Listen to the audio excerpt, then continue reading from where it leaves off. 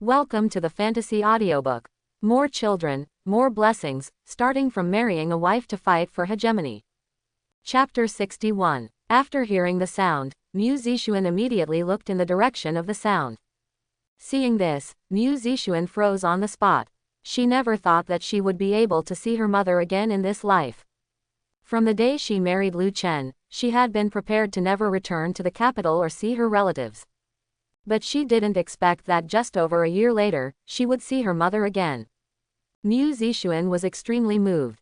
It turned out that this was the surprise that the prince said. This is indeed a big surprise for her. At this time, Mu Zixuan's tears couldn't help but flow down. After seeing her daughter, Mrs. Mu was also very excited, and she quickly ran to Mu Zixuan. Mother and daughter immediately hugged each other tightly. Mu Zixuan cried, and Mu Shi also cried. Mu Zixuan cried because she finally saw her relatives, and Mu Shi cried because the Mu family had experienced a life and death crisis. She thought she would never see her daughter again. After a while, Mu Zixuan wiped the tears from the corners of her eyes.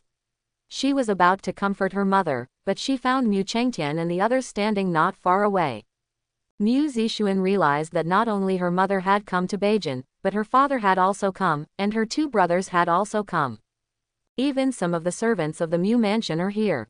How is this going? No matter how stupid Mu Zixuan is, she can still realize that something might have happened in Mu mansion when she saw this scene before her. Mu Chengtian was the duke of the country, and he also held military power. Although his military power had been taken back, it was impossible for the emperor to let him leave the capital. As a result, their family ended up in Beijing. It was obvious that something had happened to the Mu family. Mu Zixuan immediately asked, "Mom, what's going on? Why did you all come to Beijing?" Mu Chengtian sighed, and then said, "Zixuan, please come in first, and we will slowly tell you about the affairs of the capital." Mu Zixuan nodded and followed them to the living room of Mu Mansion. Afterwards, Mu Chengtian told Mu Zixuan everything that happened in the capital and on their way to exile. Only then did Mu Zixuan know what happened in the Mu Mansion. At this time, Mu Zixuan did not blame Lu Chen for not telling her about this at all. She also understood why Lu Chen kept it from her. She had just given birth to a child when the accident happened in Emu's house, and her body was relatively weak. If he had heard about Emu's house at that time, he would definitely have been hit. At this time, Mu Zixuan was even more grateful to Lu Chen. She never thought that one day it would be King Bei who saved their whole family. At the same time, Mu Zixuan also felt extremely lucky. If she had not married the Northern King, it is very likely that she and the Mu family would be gone. After staying in Emu's mansion for about 2 hours, Mu Zixuan returned to the palace. At this time, Lu Chen was in the study room looking at Jin Yiwei's information. Dong dong dong. There was a knock on the door in the study. "Your Majesty, can I come in?" Lu Chen put down the information, then stood up and said, "Come in." As soon as Mu Zixuan opened the door, Lu Chen asked with a smile, "My dear concubine, how about the surprise I prepared for you? Do you like it?" As soon as Lu Chen finished speaking, Mu Zixuan threw herself into Lu Chen's arms. Feeling the warm fragrance of nephrite in his arms, Lu Chen patted Mu Zixuan's jade back in a comforting manner. Mu Zixuan sobbed and said, "Ooh, Your Majesty, thank you for saving our family." Lu Chen smiled slightly, "You are my beloved concubine, and I don't want to see you sad after losing your loved ones. This is what I should do." Lu Chen said as he continued to pat Mu Zixuan's back, Okay, don't cry. The whole family in the Mu family is fine, and they have come to Beijing. If you want to see your relatives in the future, you can also, it's easier." Having said this, Lu Chen pushed Mu Zixuan away slightly, and then used his fingers to scrape away the tears from the corners of her eyes. At this time, Mu Zixuan's face was rosy, the beauty was in tears, and her charming appearance was even more lovable. Mu Zixuan looked at Lu Chen in front of her. She didn't know how to express her gratitude. She stared into Lu Chen's eyes with expressions on her face. Seeing Mu Zixuan's appearance, Lu Chen couldn't help it anymore, so he kissed her directly. Mu Zixuan did not resist. She had not developed a relationship with Lu Chen for a long time since she became pregnant. In addition, her gratitude to Lu Chen exploded because of the incident in Mu's house, which made her eager to get Lu Chen's deep love.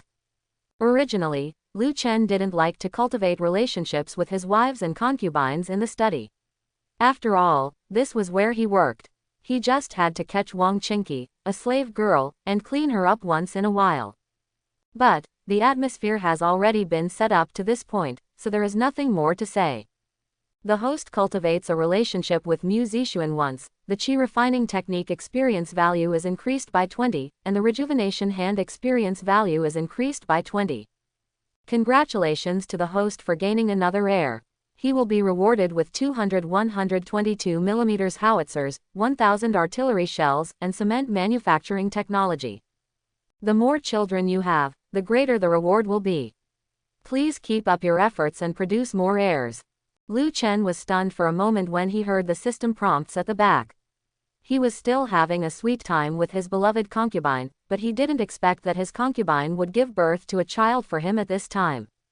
Seeing that Lu Chen had stopped moving, Mu Zixuan, with a spring in her eyes, turned to look at Lu Chen and asked, "Husband, what's wrong?" It was at this time that Mu Zixuan would call Lu Chen husband, not only husband, but also good brother and good husband. Lu Chen raised his hand, gently scraped the fragrant sweat on Mu Zixuan's white forehead, and replied, "Xiao Xiao should be pregnant." Hearing this, Mu Zixuan suddenly woke up and said immediately, "Your Majesty, let's go over and take a look immediately." Mu Zixuan is not the kind of person who doesn't care about the important and the important. At this time, it is obviously not the time for pleasure. Lu Chen said, "Well, let's clean up and go over." Then the two simply packed up and headed to the north courtyard where Zhou Xiaoxiao was. At this time, the north hospital was already busy. Zhou Xiaoxiao had already given birth. She was lying on the bed limply, her face was pale and her whole body was covered in sweat. Lu Chen came to Zhou Xiaoxiao's bedside and sat down, then held her hand and said, "Xiaoxiao, you gave birth to a baby, why didn't you send someone to notify me?" If it weren't for the system prompt, he wouldn't have known that Zhou Xiaoxiao had given birth. Zhou Xiaoxiao forced a smile and said, "The prince is very busy recently, and I don't want to disturb the prince." Mu Zixuan said from the side, "Sister, the prince will not mind." Lu Chen said with a smile, "Xiaoxiao, you must remember to notify me when you have children in the future, do you understand?" Hearing this, Zhou Xiaoxiao was stunned for a moment. She had just given birth, and the prince told her about giving birth to a child next time. At this time, Zhou Xiaoxiao couldn't help but have a blush on her pale face. Seeing that she was so weak, Lu Chen immediately mobilized his spiritual energy and used his rejuvenating hands to treat Zhou Xiaoxiao. The next moment, Zhou Xiaoxiao felt extremely comfortable all over his body, and the pain and fatigue on his body disappeared instantly. After seeing the faint green light emanating from Zhou Xiaoxiao's body, Mu Zixuan, Chu Yukin and others were stunned. Chu Yukin had long heard Lu Chen say that he had an immortal destiny, so Chu Yukin would not be surprised that Lu Chen would use immortal law. But knowing is knowing, seeing it with your own eyes is another matter. At this time, Zhou Xiaoxiao, who was lying on the bed, made a "shu ning" sound. After a while, Zhou Xiaoxiao stared at Lu Chen closely with her beautiful eyes and said, "My lord, what did you just do? Why did I turn up? I feel so comfortable and my body doesn't hurt at all." Hearing Zhou Xiaoxiao's words, Mu Zixuan suddenly thought of when she gave birth to a child. At that time, her body did not emit green light, but when she came into contact with Lu Chen's body, her whole body felt very comfortable. Within a few days, her body returned to what it was before giving birth. At first she thought it was because she had a better constitution, but now it seems that Lu Chen may have used a special method to treat her. Lu Chen did not answer Zhou Xiaoxiao's question immediately, but waited until the color returned to her face before saying, "This is my unique treatment method that can help you recover as soon as possible." As soon as Lu Chen finished speaking, Chu Yukin immediately turned to the midwife and maids of the palace in the room and said, "No one is allowed to tell anyone what happened today." Seeing that Chu Yukin's face was so serious and her tone was so strong, the midwives and maids in the room quickly lowered their heads and said, "Yes, Mrs. Chu." They had never seen such a treatment method before. Obviously, this was not a treatment method possessed by ordinary humans, but a legendary magical technique. The midwives and maids in the room were extremely excited when they thought that their prince knew magic. In the past, they had only heard about the existence of immortals, but now they actually saw a person who knew the magic of immortality with their own eyes, and it was the prince they served. How could they not be excited? This is to serve an immortal, not an immortal fate that ordinary people have. At this time, Zhou Xiaoxiao sat up from the bed, and Lu Chen quickly supported her. She was now back to where she was before giving birth, and her health was no longer serious. Then she hugged the child next to her and looked at it carefully. My lord, I only gave you one daughter. There was a look of regret on Zhou Xiaoxiao's face. She could see Lu Chen's love for Lu Chengfeng. She always thought that Lu Chen liked boys, so she felt a little pity after giving birth to a daughter. This is the case in this era. Mother is more valuable than her son. Only by giving birth to a son can a woman's status be improved. Lu Chen looked at the daughter in Zhou Xiaoxiao's arms and said with a smile, Xiaoxiao, to me, sons and daughters are almost the same. In my palace, whatever a son has, a daughter will also have. Although a daughter may not get as much as a son, I will never treat any of my children badly. You don't have to worry. After hearing what Lu Chen said, Zhou Xiaoxiao felt relieved. Mu Zixuan reminded from the side, Your Majesty, the child doesn't have a name yet. Please give the child a name. Lu Chen thought for a moment and then said, Just call her Lu Wanwan. I hope she can grow up happily. Zhou Xiaoxiao muttered, Wanwan. Wanwan, Prince, this is a good name. At this moment, a maid's voice suddenly came from outside. Your Majesty, Commander Qin is looking for you. He said there is something very important. I hope you will go to the study quickly. Zhou Xiaoxiao just gave birth to a baby. Lu Chen was supposed to accompany her at this time, and the maids in the palace were also more sensible. If it wasn't something particularly important, she wouldn't be able to disturb her at this time. Chu Yukin saw that Lu Chen's face became a little serious, so she immediately said, Chen'er, since Commander Qin is looking for you, there must be something important. You can go first. We can just stay with Xiaoxiao here. Quote. Lu Chen said, Okay, I'll leave first. As soon as he finished speaking, Lu Chen turned around and left Zhou Xiaoxiao's room and headed to his study. When Lu Chen came to the study, Qin Yushan was already waiting for him.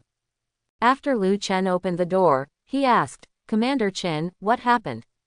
Qin Yushan quickly took out the bamboo tube in his hand, then took out the sheepskin rolled into a cylinder, opened it, handed it to Lu Chen and said, Your Majesty, the barbarians in the north are moving.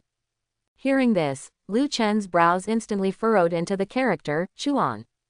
After Lu Chen came to Beijing, he was not afraid at all of the assassinations of the young men in the capital, nor was he afraid of the aristocratic families in Beijing. What he is most worried about and pays most attention to is always the barbarians north of Beijing. The news of the barbarian movement instantly made Lu Chen nervous. If the barbarian army moves south, Beijing will be the first to bear the brunt, and the cities in Beijing will inevitably be bloodbathed by the barbarians. The reason why Beijing has not been able to develop and has always been so poor is because barbarians go south to plunder from time to time. After Lu Chen picked up the parchment scroll in Qin Yushan's hand and looked at it, he fell silent and didn't speak for a long time. The information on the parchment only said that the barbarians had begun to gather and that they had not yet formed a large army. It would take at least 2 months for them to complete their gathering. After a while, Qin Yushan saw that Lu Chen did not speak, so he took the initiative and said, Your Majesty, our people found out that the barbarians went south this time not just to plunder food, but to completely occupy Beijing. The barbarian royal court plans to establish a kingdom and make Yancheng their capital. Hearing this, Lu Chen couldn't hold back and sneered and said, They occupied Beijing and came to Beijing to establish a country. Wherever I go, I have a good idea. Lu Chen is the vassal king of Beijing. If he loses his fiefdom, he will still be considered a vassal king. Qin Yushan reminded at this time, Your Majesty, judging from the assembly order of the barbarians from the royal court this time, the barbarians will attack Beijing with at least 300,000 cavalry. There are currently only 30,000 soldiers in Beijing, and most of them are in Yancheng. They cannot stop the attack of the barbarian army. I'm afraid we have to make plans early. After hearing Qin Yushan's reminder, Lu Chen fell into silence again. There is a difference between a large-scale war and a small-scale assassination. If an assassin comes to the palace to assassinate someone, a few grenades can blow them up and make them cry for their parents. If the barbarians really came with 300,000 cavalry, it would definitely be a dark place. Moreover, the reason why the Daxia dynasty has always been unable to deal with the barbarians is because the barbarians are basically cavalry. When the cavalry attacks, they advance very fast. Before the Daxia dynasty's army has set up a defense line, others come over. And when the Daxia army's support arrived and they were about to counterattack, the barbarian cavalry retreated like a wave, and they basically couldn't catch up. For so many years, the Daxia dynasty's method of dealing with the barbarians has always been defensive. However, the purpose of the barbarians this time is to occupy Beijing, so they should not retreat after seeing the arrival of Daxia's army like before. But in this case, even if Beijing is defended, the lives of all living beings will be ruined and mourning will be everywhere. If all the people in Beijing were killed by the barbarians, wouldn't he, the prince, become a bear commander? Lu Chen looked at the parchment in his hand and didn't speak for almost a quarter of an hour. This was the real crisis he encountered since arriving in North County. In fact, if he could not withstand the barbarian attack and simply abandoned his fiefdom and returned to the capital, he would at most be punished and not die. But once he voluntarily abandoned his fiefdom and fled back to the capital alone, his reputation as a prince would really plummet, and it would be difficult to recover. A king who abandons his own people and his own territory will be nailed to the pillar of shame in history. But if he doesn't leave, then he will face a very real problem. 30,000 versus 300,000, how to fight. And it's infantry versus cavalry. There are exactly 13 cities in the 13 counties of Beijing, and 30,000 soldiers cannot defend them at all. And it was difficult for him to know from which direction the barbarians would attack. Seeing that Lu Chen remained silent, Qin Yushan stopped speaking and just stood quietly next to Lu Chen. For a moment, it was eerily quiet in the study, and even the sound of mosquitoes seemed extremely loud. Lu Chen thought of the 122mm howitzer at this time. 200 122mm howitzers could play some role. And no one in this world has ever seen such a terrifying weapon, so it can catch the opponent by surprise. But the key to the problem is that the cavalry is dispersed and highly mobile. What if the opponent sees that they have such a terrifying weapon in their hands and just turns around and runs away? Thinking of this, Lu Chen was stunned for a moment. Wait, wasn't he worried about how to defend Shabei County? Why now he is worried that the barbarians will escape? Thinking of this, Lu Chen couldn't help but reveal an evil smile. If all these 300,000 cavalrymen could be gathered in one place, maybe it would not be impossible to fight 300,000 against 300,000. But, would the barbarians be so obedient? If the barbarians send out so many cavalry at once, they will inevitably divide their troops. It is impossible to attack a city with 300,000 cavalry. Unless there is a place or something that can attract them to attack with 300,000 cavalry. After Lu Chen thought for a while, he felt that he was not made for fighting, and professional matters still needed to be left to professionals. He was thinking here alone, and even after thinking for a long time, he might not come up with a good solution. He had never been on the battlefield in his previous life, and he had never fought in this life, so there was no use in dreaming here. No matter how much you think about it, in the end it's just talk on paper. Thinking of this, Lu Chen said to Qin Yushan, "Tomorrow morning, summon the important generals and county guards from North County to come to the palace." Qin Yushan instantly understood what Lu Chen meant. Lu Chen obviously planned to call them together to discuss countermeasures before making a decision. At the same time, 100 Flowers Tower. In the fragrant room, a graceful figure loomed. Wang Qingqi was taking a bath in the tub. At this time, a maid said from behind the curtain, "Master, the people from the Blood Moon Tower have arrived." Hearing this, Wang Qingqi immediately got up from the tub. Water droplets all over her body kept sliding down against her white jade body. Her whole body was like a hibiscus emerging from the water. After Wang Qingqi got dressed, she came to the third-floor pavilion of 100 Flowers Tower. At this time, a young man in white clothes was standing on the edge of the railing, looking in the direction of the North Palace. This situation reminded Wang Qingqi of a person. The former deputy owner of the Blood Moon Tower seemed to like standing there and looking in the direction of the palace. After Wang Qingqi entered the attic, he immediately said, Master Zhou, you are finally here. I have wanted to leave this ghost place of Yancheng for a long time. Hearing this, the young man in white looked back at Wang Qingqi with a faint smile on his face. Thank you for your hard work, Miss Wang. Zhou Hanwen was different from the hall master of the Blood Moon Tower. He was dressed in white and looked like a handsome young man, just like a frail scholar. But he is not weak at all, he is a real Grand Master. Zhou Hanwen asked at this time, Miss Wang, I heard that the Northern Palace is preparing to take a concubine. I wonder if this is the case. Wang Qingqi replied, it is true, but why did Master Zhou ask this question? Does Master Zhou intend to send a female assassin to sneak into the palace and assassinate King Bei? Having said this, Wang Qingqi showed a bitter smile on his face, pretending to be unwilling to recall something and said, Master Zhou, if you want to do this, I suggest you forget it. Chu Yukin is already half. She followed the Grand Master and followed King Bei every day, even when King Bei had with his wives and concubines, she was outside listening. If we just sent a female assassin to get close to King Bei, Chu Yukin might have discovered the clues before she even got to King Bei. Our assassin in 100 Flowers Tower was killed by Chu Yukin alone. I suspect she will become Grand Master in a few years. Hearing Wang Qingqi's words, Zhou Hanwen frowned slightly. I did have the idea of sending a female assassin to get close to the Northern King just now, but after hearing what Miss Wang said, it seems that if you want to assassinate the Northern King, you can only lure the Northern King out. It would be best if he could be separated from the mysterious Grand Master. At this point, Zhou Hanwen's brows widened again, and then he stared at Wang Qingqi with a smile on his face. Miss Wang, I heard that King Bei is very lustful. I wonder if he is interested in you. Wang Qingqi replied, King Bei has indeed been thinking about my body. For the mission, I have been hanging on to him. If Master Zhou needs me for anything, just ask. Zhou Hanwen said. Then please trouble Miss Wang to lure King Bei to 100 Flowers Tower. This way we will be more likely to succeed in the assassination. Wang Qingqi said.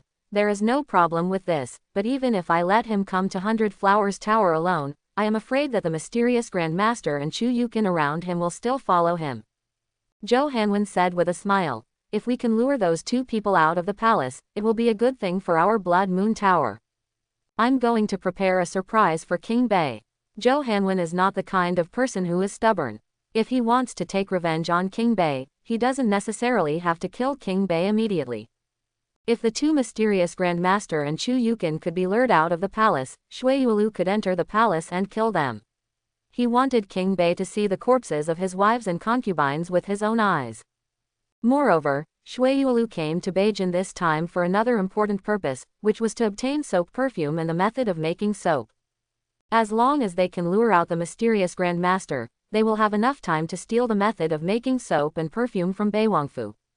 In Zhou Hanwen's opinion at this time, the only Grand Master in Beiwang Mansion was slightly more powerful.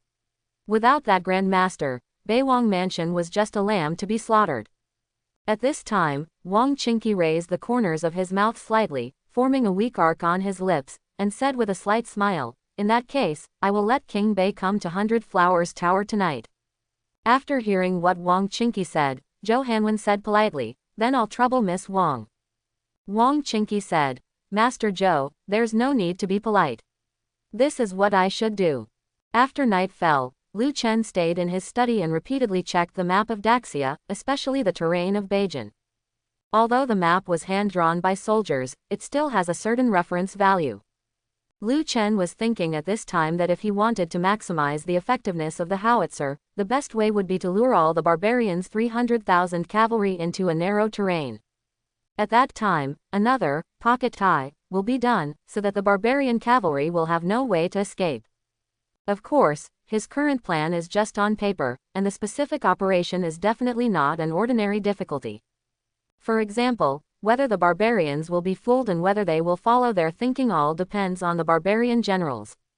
At this moment, there was a knock on the door of the study. Chenur, can I come in? Hearing Chu Yukin's voice, Lu Chen said absently, well, come in. Chu Yukin then entered the study and saw that Lu Chen's eyes had been staring at the map on the desk. In addition, Lu Chen had been shutting himself in the study after meeting Qin Yushan. Chu Yukin knew that there must be some major crisis coming soon. Chu Yukin asked worriedly, Chenur, what happened? Chu Yukin was not an outsider, and Lu Chen had no intention of hiding it from her, so he replied, the barbarian royal court issued a summons order to summon an army of 300,000 people to go south, occupy Beijing, and then establish a country in Beijing and use Yancheng as the capital city. Hearing this, Chu Yukin's brain froze. In this world, large-scale wars cannot be controlled by a grandmaster or a few strong men. If the 300,000 cavalrymen really go south, the people in Beijing will definitely not be able to defend it. It's no wonder that Lu Chen didn't think about tea and food tonight and stayed in the study. Chu Yukin asked at this time, Chenur, is the news accurate? Lu Chen nodded, this is the information that Jin Yiwei sent back from the grassland. Chu Yukin fell into silence. When Shuiyu Tower sent people to assassinate Lu Chen, she couldn't even protect Lu Chen, let alone protect the palace among 300,000 cavalry. Chu Yukin also understood that this kind of thing was obviously beyond her control. Lu Chen said at this time, Aunt Chu, I plan to transfer Zixuan and the others to Anping City, and then I will lead an army of 30,000 to fight the barbarian cavalry in Yancheng. Anping City is also a city in Beijing, but Anping City is further south. If Beijing is really lost, Mu Zixuan and the others can leave Beijing and return to the capital as soon as possible. Hearing Lu Chen's words, Chu Yukin was stunned for a moment, and then said quickly, Chenur, you absolutely must not. That's 300,000 cavalry. How can the 30,000 soldiers in Beijing be a match for the barbarian cavalry? Although Chu Yukin had never been on the battlefield, she also knew that the barbarians' 300,000 cavalry were actually 300,000 cavalry. Normally, when the Daxia dynasty or other dynasties use troops abroad, they always claim to have hundreds of thousands of troops, or millions of troops. But these so-called armies of hundreds of thousands and millions of people have a lot of water content. The logistics of the army account for most of it, and there may not even be half of the soldiers who can actually be used in combat. But the barbarian soldiers are different. Each of their cavalry can fight. If they claim to have 300,000 cavalry, it means that they have an actual 300,000 fighting soldiers. Chu Yukin really couldn't imagine that if 300,000 barbarian cavalry troops came to the city, how could Lu Chen defend the 30,000 soldiers from Beijing? Seeing Chu Yukin so flustered, Lu Chen showed a confident smile, Aunt Chu, have you forgotten that I have a destiny? Chu Yukin did not relax because of Lu Chen's words. She continued, Chenur, I know that you have a destiny, but with your current strength, you can't resist an army of 300,000 people. And there must be many grandmasters in the barbarian army, even great grandmasters. Lu Chen said calmly, what I mean is that I have a more terrifying weapon in my hands.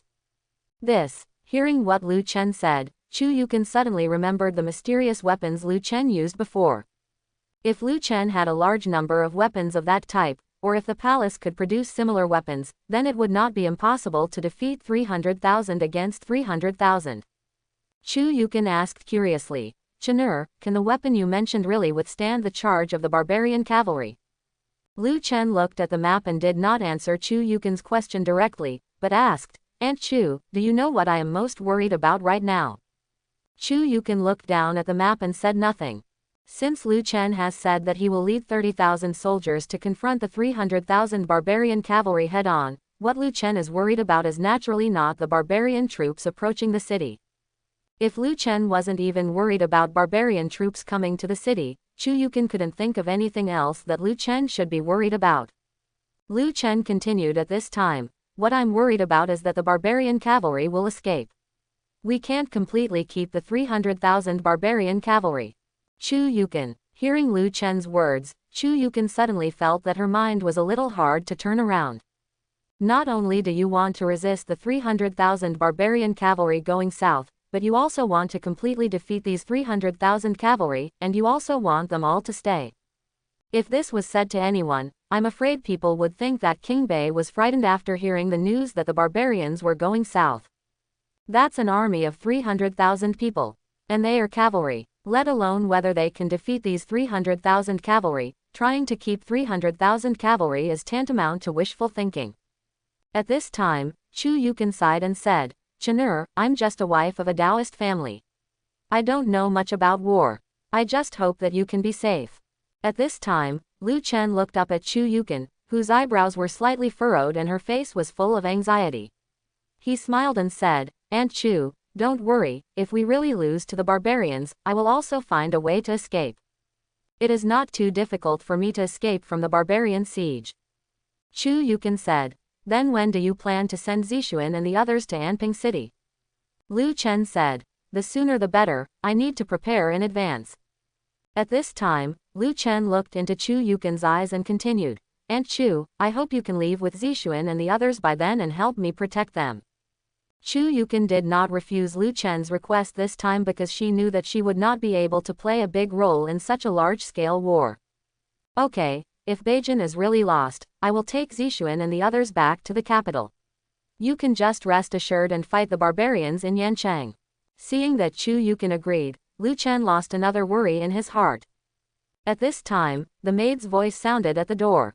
"Your Majesty, there is an urgent message from the Imperial Guard." Lu Chen said, "Come in."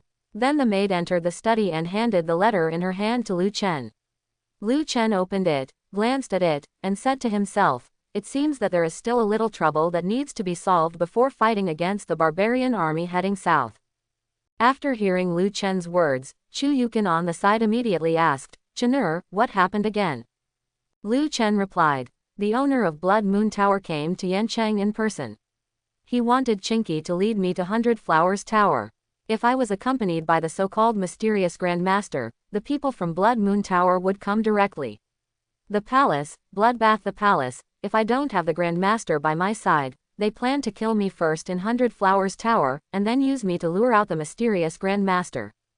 Hearing Lu Chen's words, Chu Yukin frowned slightly, and then she snorted coldly and said, "Shuiyu Tower is so audacious, assassinating a vassal king again and again." Having said this, Chu Yukin looked at Lu Chen. "Chen'er, what are you going to do?" Lu Chen said calmly, "It's time to solve the problem of Blood Moon Tower. It's okay to kill me. If you want to touch my wife and children, then they should all go down to see the King of Hell." Lu Chen's words were calm, but his tone was full of murderous intent. He was really angry this time. His system determined that his women were his weaknesses.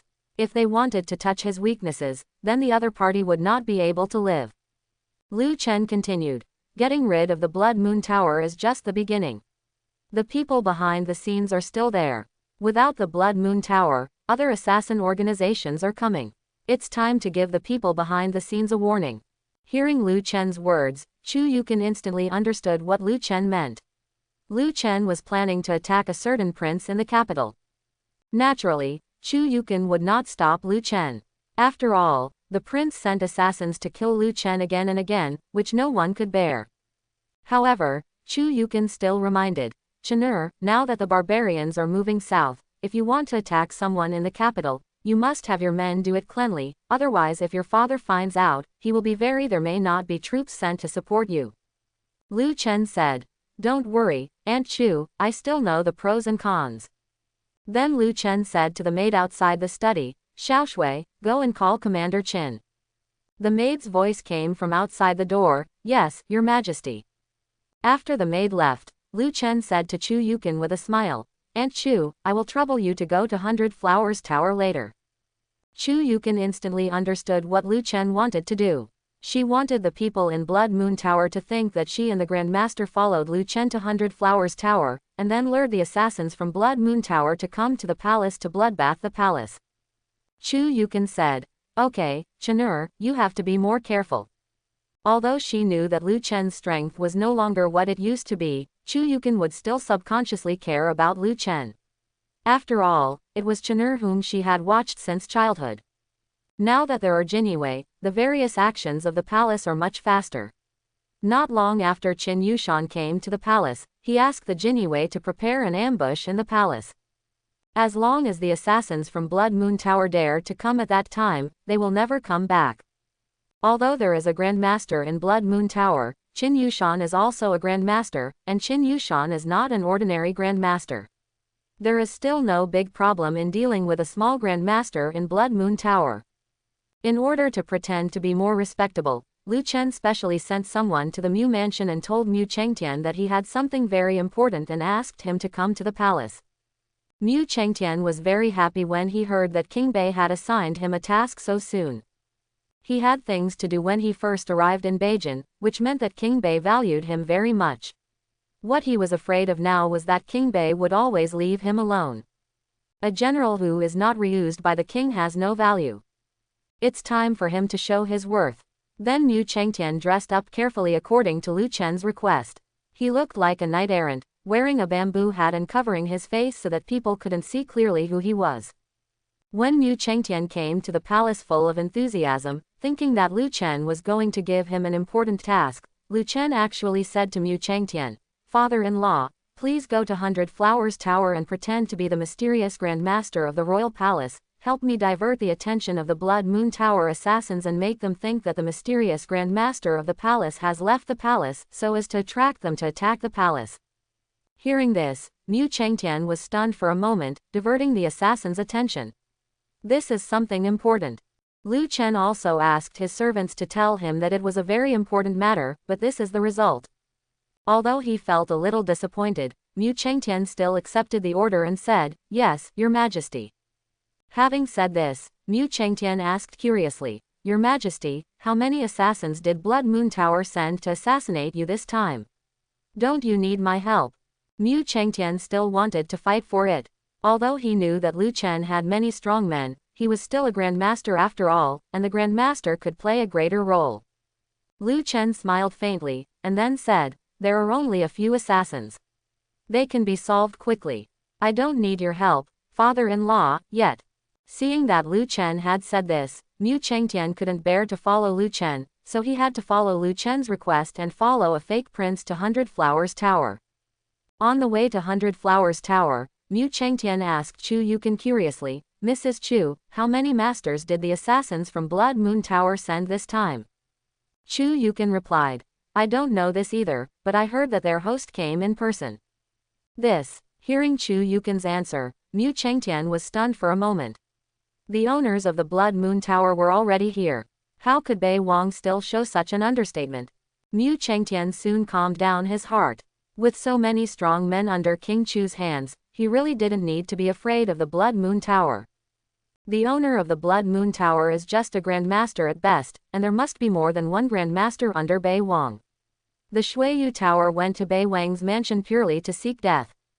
Mu Chengtian thought to himself, "Forget it, after coming to Beijing, there are many opportunities to show his sincerity. There is no need to rush this moment. Shouldn't the king of Bei have said that he would let him train cavalry that would be regarded as reusing him?" After a while, the royal carriage arrived at the entrance of 100 Flowers Tower. Seeing a man wearing a bamboo hat and Chu Yukin standing beside the palace carriage, Zhou Hanwen's lips slightly raised in the attic. "Miss Wang, it seems that as you said, these two people will always protect King Bei. Quote, next, I'll ask Miss Wang to find a way to hold off Prince Bei. I'm going to Prince Bei's mansion." Wang Qingqi smiled and said, "Master Zhou, go slowly, I will try my best to delay the time and wait for your return." As soon as Wang Qingqi finished speaking, Zhou Hanwen led the people from Blood Moon Tower to the North Prince's mansion.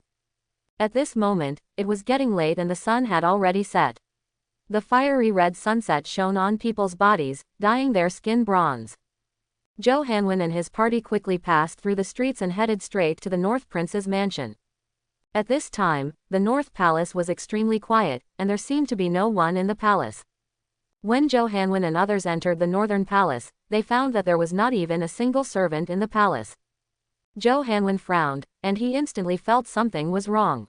The next moment, countless arrows were shot at them, and Zhou Hanwen realized that they had been fooled. However, Zhou Hanwen was still very confident. He was a Grand Master, and it was impossible for these arrows to hurt him. As a Grand Master, he could feel that the man wearing a hat in 100 Flowers Tower was also a Grand Master. The mysterious Grand Master and Chu Yukin are not in the Bei Wang mansion. Even if there are some guards in the Bei Wang mansion, how can they resist his bloodbath in the Bei Wang mansion? Zhou Hanwen then said to the Blood Moon Tower assassin behind him, "Kill me, no one from the North Palace will be spared." Following Zhou Hanwen's order, the assassins from Blood Moon Tower rushed directly towards the direction of the Jin Yiwei soldiers, facing the rain of arrows. Seeing this scene, Lu Chen was already used to it. When he dealt with the deputy landlord of the Blood Moon Tower last time, the 9th grade masters of the Blood Moon Tower also rushed forward despite the rain of arrows. It must be said that before there was gunpowder in this world, the status of martial artist was still unshakable. It's a pity that he, Liu Chen, is here. Liu Chen then distributed the grenades to the Jinyue soldiers. The assassin who killed Shui Yuelu last time only used a dozen grenades, and he still had a lot of grenades. Liu Chen then said to the Jinyue soldiers, "Throw the grenades the way this king does." As soon as he finished speaking, Liu Chen pulled out the safety catch, held the grenade in his hand for a moment, and then threw it directly in the direction of Zhou Hanwen. Liu Chen's system can recognize people. He could tell at a glance that the man in white was the owner of the Blood Moon building. In addition, he was now a 9th grade martial artist and was very strong. He easily threw the grenade into the sky above Zhou Hanwen. Zhou Hanwen's perception was very strong, and his eyes immediately locked on the round thing in the sky. Although he didn't know what it was, Zhou Hanwen suddenly felt a strong sense of crisis in his heart. The round thing looked like a stone, but Zhou Hanwen didn't think that the people in the palace had no arrows and could only throw stones. This was obviously a special weapon. Zhou Hanwen quickly jumped back a few steps. Although Zhou Hanwen jumped away, the few martial artists around him did not react. The grenade exploded directly in the air. With a loud bang, countless fragments flew out. Several martial artists below the grenade were directly penetrated by several fragments in the head. Facing the traceable arrows, these martial artists may be able to withstand them for a while, but when faced with the extremely fast grenade fragments flying everywhere, they have almost no choice but to dodge. Seeing this scene in front of him, Zhou Hanwen's face instantly darkened. Although he guessed that this was a weapon unique to the royal palace, he had no idea that this weapon was so powerful. The 9th grade martial artist had no chance of survival in front of this weapon. In just the blink of an eye, the Blood Moon Tower lost several 9th grade martial artists. Originally, Zhou Hanwen just thought that there was a mysterious Grand Master in the palace. King Bei was able to survive several assassinations in the Blood Moon Tower because of that mysterious Grand Master. Now it seems that they were wrong. Even if Beiwang Mansion does not have the mysterious Grand Master, with this mysterious weapon alone, even if Beiwang Mansion does not even have a martial artist, it is still not easy for the assassins of Blood Moon Tower to kill Beiwang. Everyone said that King Bei was a waste, but now it seems that everyone in the world has been deceived. With such a terrifying weapon, but no news leaked out, King Bei must be planning something. But none of this matters anymore. What matters is how he kills King Bei in this situation. I don't know if it was because Zhou Hanwen, the owner of the Blood Moon Tower, personally led the team.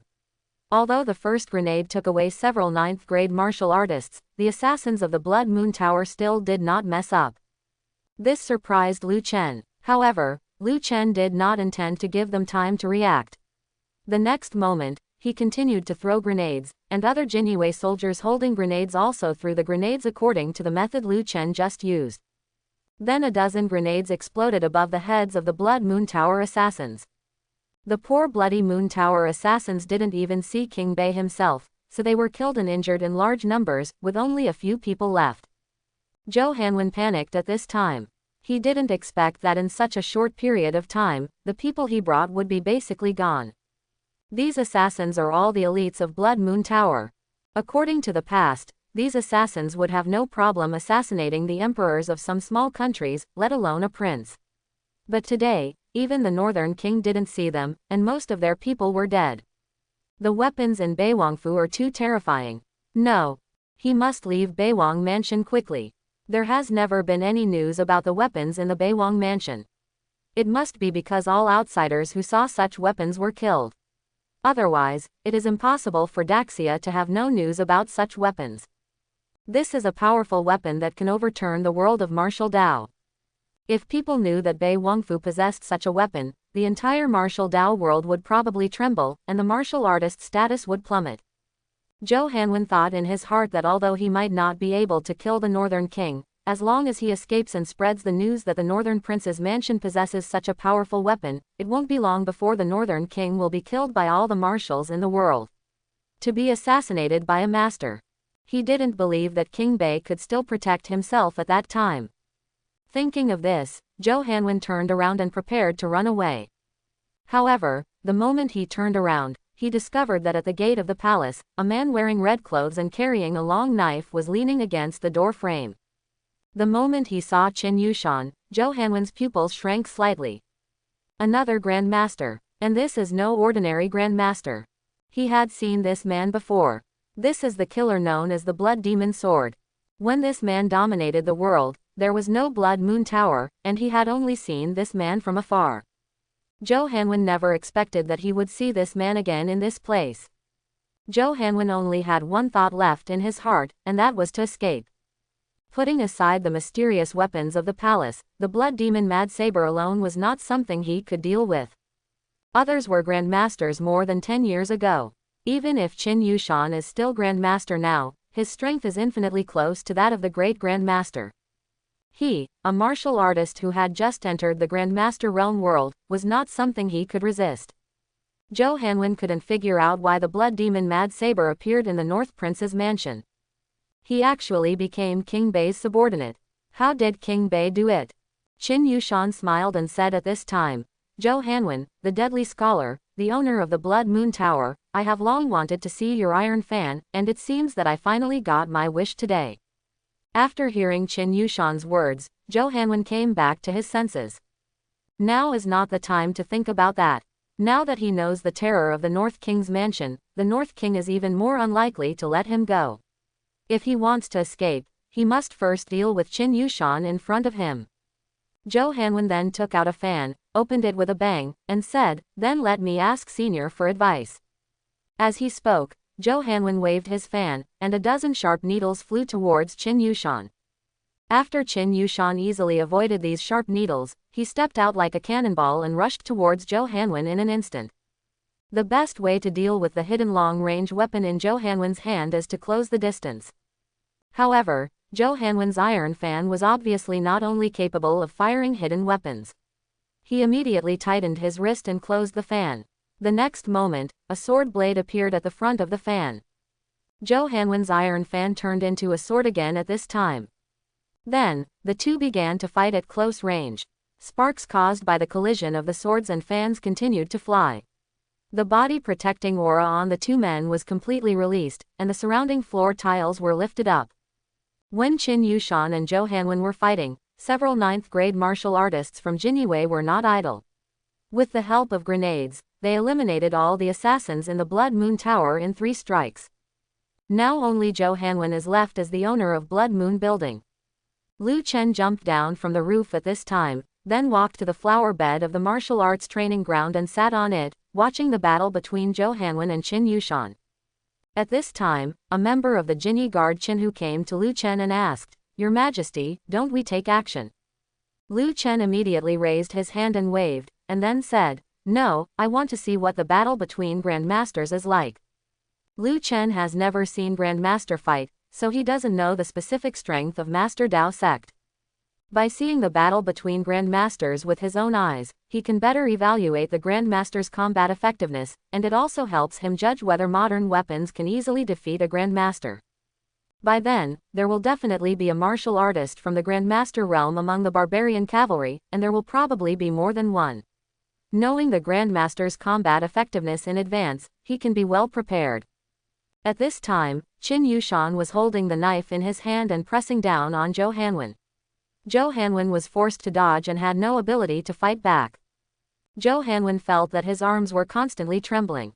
The strength of the Blood Demon Crazy Sword that was so powerful back then was not just a boast. As long as he made a slight mistake, he would probably be dead. At this time, Zhou Hanwen spotted Lu Chen in the distance.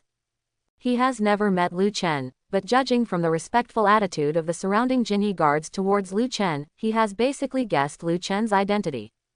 Zhou Hanwen finally came to his senses at this moment.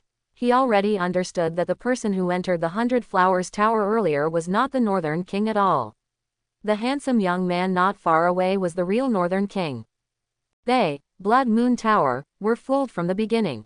When he thought of this, Zhou Hanwen was filled with anger, but he had no choice at the moment. He himself was suppressed and beaten by Qin Yushan, and even escaping was a problem. How could he take the life of King Bei in this state? Is it possible that we are really going to fall into the hands of this little brat today? When he thought of this, Zhou Hanwen felt a little unwilling. Since he took over as the owner of Blood Moon Tower, assassination missions rarely failed, especially the assassination missions he personally participated in, which were all 100% successful. Unexpectedly, he was tricked by a nominal good-for-nothing prince today. The more Zhou Hanwen thought about it, the angrier he became, and then the power in his body began to work crazily. The next moment, red blood appeared faintly in Zhou Hanwen's body. Seeing this scene, Qin Yushan frowned. Zhou Hanwen waved his fan at this time, and countless flying needles flew out from the fan. Qin Yushan quickly took a few steps back, and then blocked the flying needles with his knife. However, Zhou Hanwen didn't even think about escaping at this time. The moment he flew out all the flying needles, his figure went straight towards Lu Chen not far away. Seeing this scene, Qin Yushan's expression changed drastically. "No, Your Majesty, get out of the way," Zhou Hanwen said in a roaring voice. "Boy, if you want to kill me, then you should be buried with me." Hearing this, Lu Chen smiled slightly and did not hide away. "There's never been a better time to monitor your firearms. A Grandmaster, and a Grandmaster who uses the blood-burning technique and uses Gangqi to protect his body." He wanted to see if Barrett's bullet could penetrate his body. Thinking of this, Lu Chen raised his hand, and the long Barrett appeared in Lu Chen's hand, and the black muzzle was pointed at Zhou Hanwen's chest. Zhou Hanwen was stunned when he saw the stick-like weapon suddenly appearing in Lu Chen's hand. The weapon in Lu Chen's hand appeared out of thin air. Anyone who saw it would be surprised. Even Qin Yushan and the other guards were stunned by this scene. Is this a magic trick? Where did such a long weapon come from? Although he was stunned for a moment by Lu Chen's movements, Zhou Hanwen's body did not stop. Seeing that Zhou Hanwen was about to come to Lu Chen, he said sarcastically, "I just want to stop me with a stick. How much I am looked down upon." As he spoke, Zhou Hanwen was ready to take Lu Chen's life. However, he did not discover what he imagined. The next moment, a loud noise was heard. Gang! Lu Chen's shoulders shrugged slightly. Even though he was now a 9th-grade martial artist, the recoil was still a bit strong when carrying Barrett for sniping. But fortunately, there is no problem with the accuracy, and the distance is so close, a blind man can hit it with his eyes closed. Moreover, the speed of the bullet is very fast. Even if Zhou Hanwen is Grandmaster, there is no way to avoid it. However, there is still a difference between Grandmaster and ordinary martial artist. When the bullet came out of the chamber, Zhou Hanwen's eyes clearly saw a black dot flying from the top of the strange stick. Zhou Hanwen thought it was a hidden weapon and planned to use a fan to block it. However, the moment Zhou Hanwen waved his fan, Barrett's bullet instantly penetrated his iron fan, and then penetrated his protective aura, directly passing through his chest. The moment the bullet penetrated Zhou Hanwen's body, he lost his sense of pain, but he could feel that something had penetrated his body. Zhou Hanwen lowered his head slightly in disbelief. After discovering the blood hole on his chest, his pupils shrank slightly, revealing a look of horror and disbelief. He couldn't figure it out. He was a Grandmaster, and he had body-protecting aura. What kind of hidden weapon could penetrate his body? And he didn't even block it with his own iron fan. Soon, Zhou Hanwen's consciousness gradually blurred, and his body fell down. Seeing the bloody hole in Zhou Hanwen's chest, Qin Yushan in the distance took a breath of cold air. He couldn't help but sigh. It seems that the era of martial artist is coming to an end. Qin Yushan became a Jinyue for some reasons, but he himself did not know that Lu Chen had such a powerful weapon. He only knew that Lu Chen was the master they must follow. After seeing the damage caused by the battle in Lu Chen's hand, he gradually understood why Lu Chen became the master of Jinyue. Because this young man will definitely stand at the top of the world, overlooking everything. At the same time, after Mu Chengtian learned from Wang Qingqi that the assassins from Blood Moon Tower had gone to the palace, he immediately returned to the palace with Chu Yukin. On the way, Mu Chengtian saw that Chu Yukin was not worried at all. He asked curiously, "Mrs. Chu, are you not worried at all about what will happen to King Bei?" Chu Yukin asked, "Does General Mu want to see something happen to the prince?" Mu Chengtian said quickly, "That's not true, I'm just worried that the assassins from the Blood Moon Tower will hurt the prince."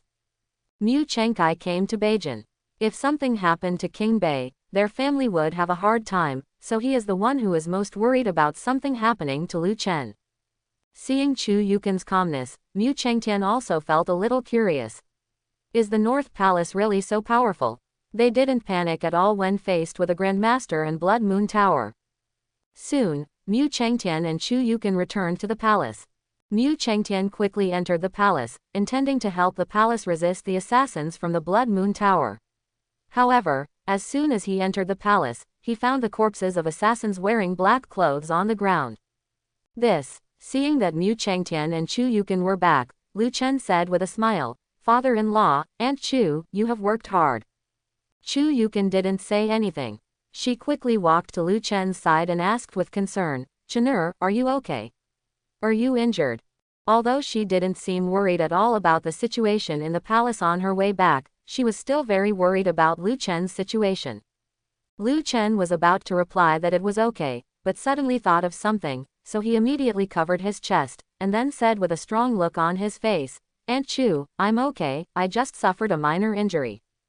Seeing Lu Chen's appearance, Chu Yukin suddenly became extremely nervous. "Chen'er, are you feeling uncomfortable in any way now?" Lu Chen said, "I don't feel any discomfort at all. I just feel like something is accumulating in my dantian, which makes me a little breathless."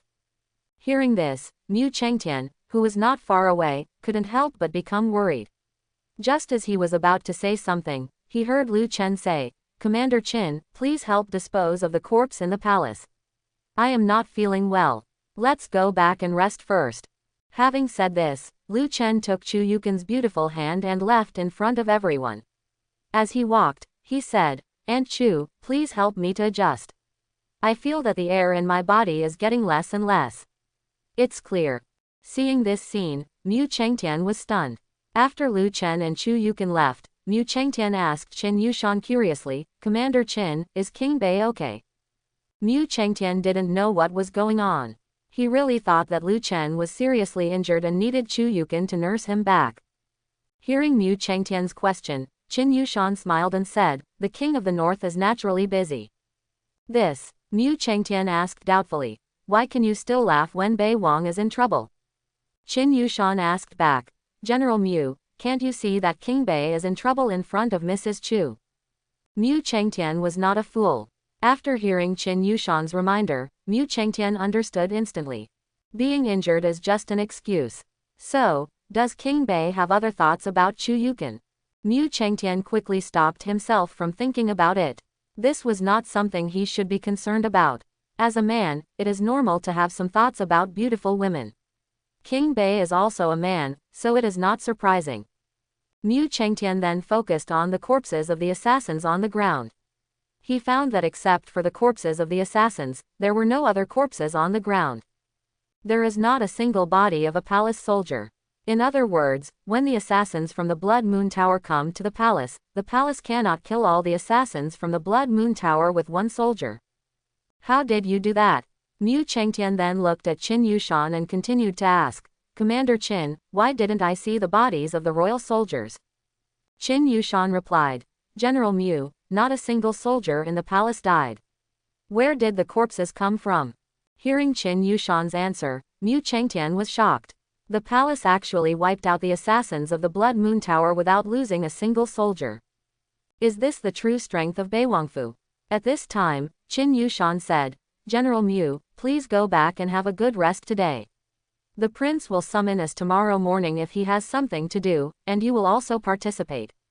Upon hearing this, Mu Chengtian said, "Okay, I'll go back first." Then Mu Chengtian turned around and left the palace. At the same time, after Lu Chen and Chu Yukin came to the study, Lu Chen pretended to be very uncomfortable. Seeing Lu Chen like this, Chu Yukin said with worry on her face, "Chen'er, don't scare me, how are you?" Lu Chen said, "Oh, I accidentally got slapped by an assassin just now. Commander Qin checked me and said it was fine, but I don't know why, but I just feel uncomfortable here in my chest." Hearing Lu Chen's words, Chu Yukin no longer cared about whether men and women should be kissed or not. She said directly, "Take off your clothes quickly, let me take a look." Without saying a word, Lu Chen undressed and took off his clothes. Chu Yukin immediately raised her slender hand, and then gently stroked Lu Chen's chest. She used her internal energy to input into Lu Chen's body and helped Lu Chen check, but found nothing wrong. Chu Yukin said to herself, "Strange, I didn't find anything unusual." At this point, Chu Yukin raised her head, looked into Lu Chen's eyes with her beautiful eyes and said, "Chen'er, are you the same as last time? Something went wrong while practicing martial arts, which caused the power in your body to not function properly." Smooth. Lu Chen said, "That's possible. It's probably because the thief slapped me just now and exposed the hidden wounds I accumulated from practicing martial arts in recent days. That's why I feel that the airflow in my dantian is not smooth." Chu Yukin suddenly thought of something at this time, and then said, "I remember, don't you know how to heal the body with magic? Why don't you try to use magic to heal yourself?"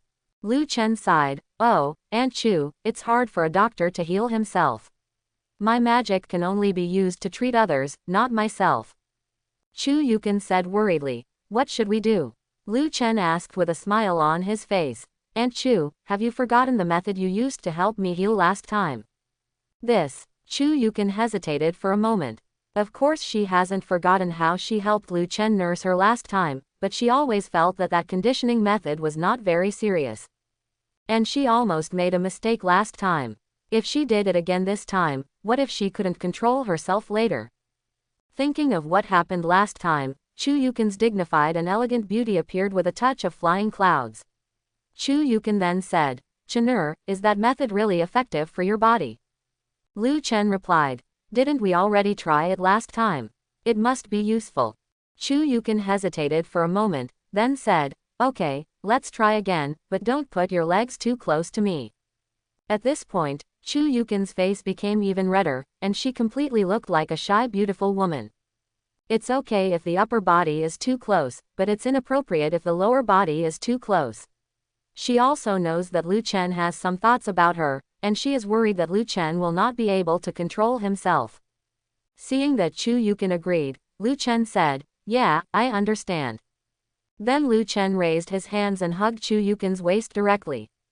Chu Yukin's buttocks were slightly sunken as she leaned on the desk. At this time, Lu Chen said in Chu Yukin's ear, "Aunt Chu, this time the barbarians are attacking. I don't know if I will be able to see you again in the future." Hearing Lu Chen's words, Chu Yukin said quickly, "Chen'er, don't say such unlucky words. I believe you will be able to defeat the barbarians. After all, you are a person with immortal fate and are blessed by immortals." Lu Chen said in a depressed tone, "Don't be afraid of 10,000, just be afraid of the worst." Having said this, Lu Chen used both arms to hold Nephrite Wenxiang tightly in his arms, and their bodies were pressed tightly together. Chu Yukin twisted her hips slightly, trying to avoid Lu Chen's enthusiasm, but found that she couldn't move at all, so she had no choice but to let Lu Chen hold her. At this time, Lu Chen's unique manly scent poured into Chu Yukin's nose, making Chu Yukin feel hot all over. Chu Yukin felt nervous. Sure enough, it was like this again, and it was like this last time. Chu Yukin wanted to use kung fu to calm down the strangeness in her body and calm down the restlessness in her heart, but just like before, she now had no kung fu in her body and was just like an ordinary person. Chu Yukin couldn't help but feel a little nervous. She was always like this every time she came into contact with Lu Chen. If things continued like this, she might make a mistake that day.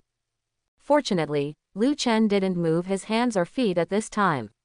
He hugged Chu Yukin tightly, rested his head on her shoulder, and said in her ear, "Aunt Chu, if something happens to me one day, you must if you want to help me take care of Zixuan and the others, they will ask you." Hearing Lu Chen's tone as if he was explaining the funeral arrangements, Chu Yukin said quickly, "Chen'er, if you say such things again, I will be angry." In Chu Yukin's opinion, Lu Chen's words were very unlucky. What if Lu Chen's words came true and something happened? Seeing that Chu Yukin's tone was a little more serious, Lu Chen smiled and said, "Okay, I won't say anything anymore." Feeling Chu Yukin's soft body, Lu Chen had other thoughts on his mind, and his body's energy and blood surged, making him a little restless. A unique fragrance disturbed Lu Chen's nose, stimulating him constantly, as if teasing him. Chu Yukin also noticed something strange at this time. She twisted slightly, trying to keep her butt away from Lu Chen. But Lu Chen didn't do what she wanted.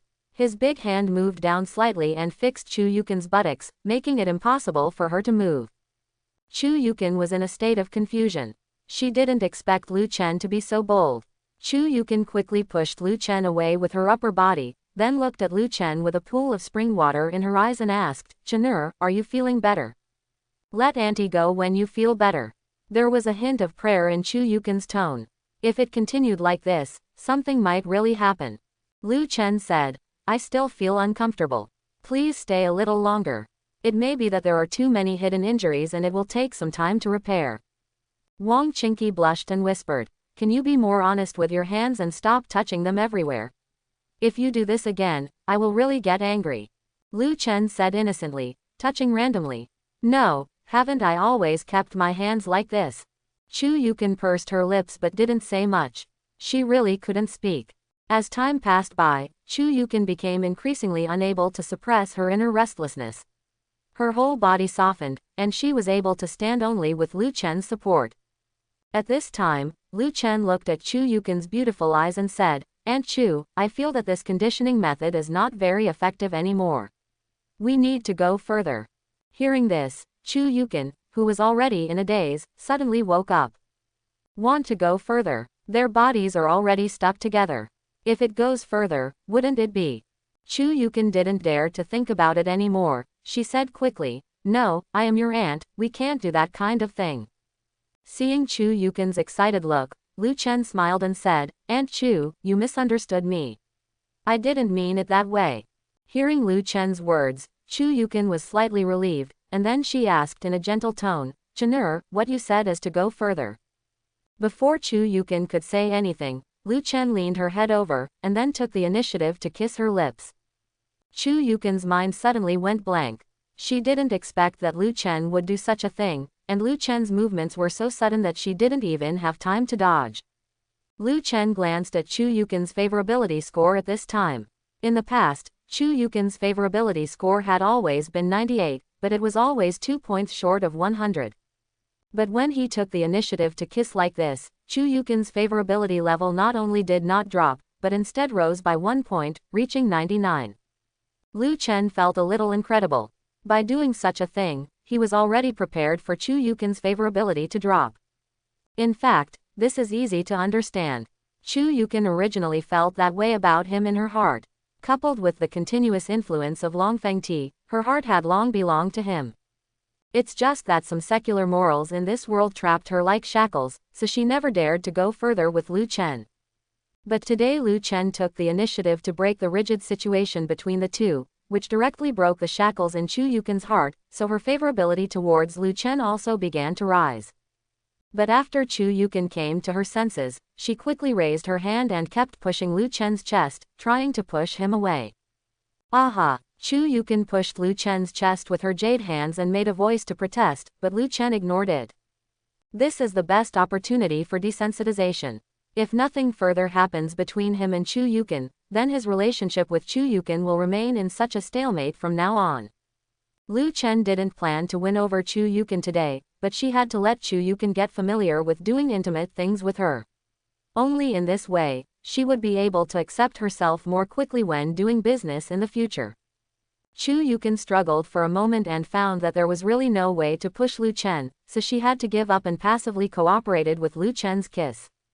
After an unknown amount of time, Chu Yukin felt that Lu Chen's hands were becoming more and more dishonest, and her mind instantly sobered up. If she continued like this, she might become Lu Chen's woman. No, this can't go on any longer. He is Sister Yu's child. I can't make mistakes. She didn't know where the strength came from, but she suddenly pushed, and this time she actually pushed Lu Chen away. After pushing Lu Chen away, Chu Yukin was ashamed and angry and said with tears in her eyes, "Chenur, you are going too far. How could you treat aunt like this? I'm your aunt." Seeing Chu Yukin's pitiful appearance, Lu Chen felt a little guilty, and he immediately said, "Aunt Chu, I don't know what happened just now, but suddenly I couldn't control myself. This may be the person who practiced with me. It's about a mortal law. Aunt Chu, I was wrong, please don't be angry." Hearing Lu Chen's words, Chu Yukin calmed down a little. She wiped her tears with her sleeves, and then asked, "How is your health?" Lu Chen said, I have recovered a bit and am much better than before. Hearing Lu Chen's answer, Chu Yukin said, Auntie can help you take care of your body, but you are not allowed to mess with me in the future. Lu Chen said with a frustrated look, I understand. Seeing Lu Chen's appearance, Chu Yukin knew that what she said was serious, and she felt very guilty. Then she took the initiative to move forward and leaned on Lu Chen's broad chest. Seeing this scene, Lu Chen was stunned. He did not expect that Chu Yukin would actually come up to her. Chu Yukin said at this time, you are not allowed to move, I will just hold you. Upon hearing this, Lu Chen said, okay. After a while, Chu Yukin noticed something strange about Lu Chen again. Chu Yukin blushed, and then cursed viciously, Chenur, you little scoundrel, why are you always so dishonest? After hearing Chu Yukin's words, Lu Chen naturally knew what she was talking about. Lu Chen then said with a look of helplessness, Aunt Chu, I am a man. Any man with a strong temperament cannot remain indifferent if he holds a beautiful woman in his arms. Chu Yukin became even more panicked when she heard that Lu Chen praised herself as a great beauty. Although she forced herself to calm down just now, for some reason, she started to become agitated again. Chu Yukin emphasized again, I am your aunt. You are not allowed to have any inappropriate thoughts about me. Lu Chen said calmly, Aunt Chu, we are not related by blood. Besides, you are only about 11 years older than me. Hearing this, Chu Yukin was stunned for a moment. Lu Chen was telling the truth. They did not have any blood relationship. At most, she was just married to Lu Chen's mother. And the difference of 11 years seems to be a big difference, but when those men married wives, some in their 70s or 80s still married teenage girls. This age actually didn't mean anything at all. If you think so, it seems that there is nothing inappropriate between the two of them. Chu Yukin's brain was stunned at this moment, and she quickly stopped her random thoughts. How could she have such an idea? She is a married woman. She is a widow now. And Chenur is a prince, how can a prince marry a widow? Thinking of this, Chu Yukin immediately said, Chenur, I don't care what you say, anyway, you just can't have thoughts about Auntie. If Sister Yu knows that I lied to her about her son's body, how will I face it after I die? Hearing Chu Yukin's words, Lu Chen smiled and said, then just let me lie to you. Chu Yukin snorted lightly and said, don't even think about it. Hearing Chu Yukin's words, Lu Chen smiled slightly. Although Chu Yukin spoke so toughly, he could already tell that Chu Yukin's inner defenses had loosened. If she had a few more close contacts, Chu Yukin would completely fall. After an unknown amount of time, Chu Yukin asked in a gentle tone, Chenur, are you feeling better? Lu Chen said, well, is my dantian better? I don't have that feeling of poor airflow anymore, but I feel very uncomfortable in other places. Hearing this, Chu Yukin instantly understood what Lu Chen was talking about.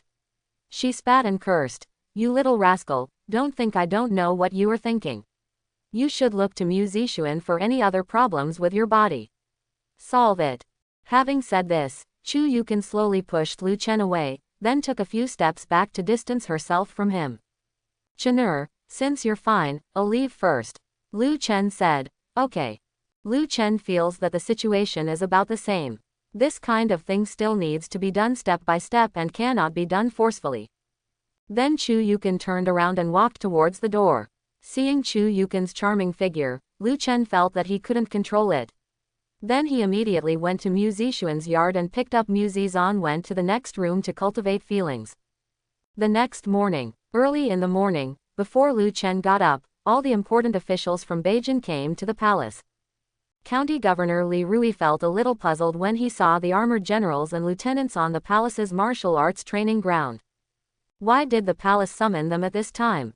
After Bei Wang came to Beijing, he never took care of Beijing's affairs. Every time he came to report to Bei Wang would find an excuse to send him away. This seems to be the first time that King Bei has summoned them to the palace. Is it possible that King Bei is planning to take over the affairs of Beijing? Thinking of this, Li Rui felt a little nervous. He was not sure whether King Bei would make any major policy adjustments. If King Bei really wanted to carry out reforms, then for him as a county governor, the workload would probably increase significantly. Of course, this is not what Li Rui is most worried about. What he is most worried about is that in order to find someone to cooperate with the reform, King Bei gave up his position as county guard and replaced him with someone close to King Bei. Thinking of this, Li Rui immediately came to Li Feng and asked in a low voice, "General Li, do you know why the prince came to us?" Li Feng shook his head and said, "I just received the news from the prince, and I don't know why he came to us." Hearing Li Feng's words, Li Rui became even more worried. Even Li Feng, an important general around the northern king, didn't know what it was. It must be a big deal. At this time, a middle-aged man wearing armor led two young men into the martial arts training ground. Seeing that man, Li Feng and the soldiers who had followed Lu Chen to Beijing were stunned. Li Feng immediately walked towards the man. When he walked in front of the man, Li Feng was about to salute, but the man directly lifted his arm. Li Feng looked at Mu Chengtian and asked with confusion, "General Mu, why are you here in Beijing?" Hearing what Li Feng said, Mu Chengtian smiled and corrected him, "General Li, you got the wrong person. My surname is Mo, not Mu." Hearing what Mu Chengtian said, Li Feng instantly realized that something had happened in the capital. As Mu Chengtian's subordinate, how could he not know Mu Chengtian and his two sons? Li Feng finally understood why Mu Chengtian wanted them to follow the northern king in the first place. From the looks of it, the Huban army might have been disbanded and reorganized. Li Feng then said, "General Mo, what happened in the capital?" Mu Chengtian replied, "The Duke of Mu was suspected of colluding with the remnants of the Chen kingdom and was exiled by His Majesty. Our Mo family also suffered. We were assassinated by thieves on the way to exile. Fortunately, the prince sent someone to rescue us and brought us to Beijing." Hearing Mu Chengtian's words, Li Feng's brain froze. He also discovered changes in the palace during this period. Recently, there have been many 9th grade masters in the palace, and there is even a person suspected of being at the Grand Master level. Li Feng had long realized that King Bei was not simple, so Li Feng didn't find it strange that King Bei was able to send people to rescue Mu Chengtian. He just couldn't believe that King Bei had such courage. There is a difference between being able to save someone and daring to save someone. Some people have the ability to save others, but they may not have the courage to save others. The Duke of Mu was eliminated because of the conflict with the Emperor, but King Bei still dared to save the Duke of Mu and his family under such circumstances. This shows how courageous the North King is. If it were any other prince, he would never dare to have contact with Duke Mu's mansion for fear of being implicated. Li Feng thought to himself, could it be that the Northern King came to them today because of General Mu? Just as Li Feng was thinking this, a maid from the palace came over and said to everyone, "The prince asked you to go to his study and wait." After hearing this, everyone immediately walked towards Lu Chen's study. After Lu Chen got up, he had a simple breakfast and then went to the study. At this time, everyone in the study was still guessing why King Bei was looking for them. At this time, King Bei's figure appeared at the door, and everyone immediately saluted and said, "See King Bei." Lu Chen waved his hand to signal them to excuse themselves, then he walked straight to his desk and opened a map on the table. Li Rui was the first to ask, "Your Majesty, I wonder why you summoned us today." Chapter 71. After hearing Li Rui's question, Lu Chen did not answer directly. He glanced at Qin Yushan in the crowd, and then said, "Commander Qin, please tell me." After hearing Lu Chen's words, everyone's eyes fell on Qin Yushan. Li Rui and others were a little curious. "Commander, what position is this? Since when did the palace have such a position?" Qin Yushan walked out of the crowd at this time and came to Lu Chen's table. He first saluted and said, "Yes, Your Majesty." Afterwards, Qin Yushan said to everyone, "Our people intercepted the summoning order of the barbarians on the grassland. The barbarians are preparing to summon 300,000 cavalry to go south, capture Beijing, and then establish a country in Beijing and use Yancheng as their capital." After hearing Qin Yushan's words, everyone's expressions changed instantly. The barbarians have always been the biggest threat to Beijing. The reason why Beijing is so poor is because the barbarians go south to plunder from time to time. Unexpectedly, this time the barbarians stopped coming to rob, and instead directly occupied Beijing, and even established a country in Beijing. For a moment, everyone in the study was extremely panicked. Especially Li Rui, The reason why he was able to become the county guard was because the previous county guards were killed by the barbarians, otherwise it would not have been his turn to be the county guard. He originally thought he could live a stable life for a few days, but he didn't expect that just over a year later, the barbarians would go south again. And it's not an ordinary robbery. If it's just about grabbing food, Li Rui is not that worried, because the barbarians will only grab food in several other cities north of Yancheng, and rarely come to cities further south like Yancheng. After coming back to his senses, Li Rui quickly asked, Commander Qin, is your information accurate? The barbarians going south is a big deal, let alone the 300,000 cavalry going south to attack Beijing. This matter must be reported to the imperial court, and it will be reported to the imperial court immediately.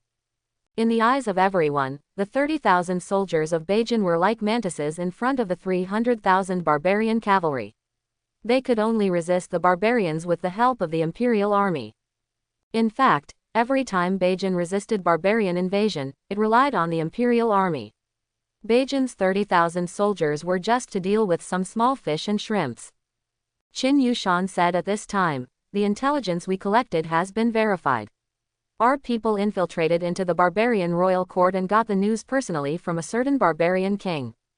Hearing Qin Yushan's words, everyone had expressions of disbelief on their faces.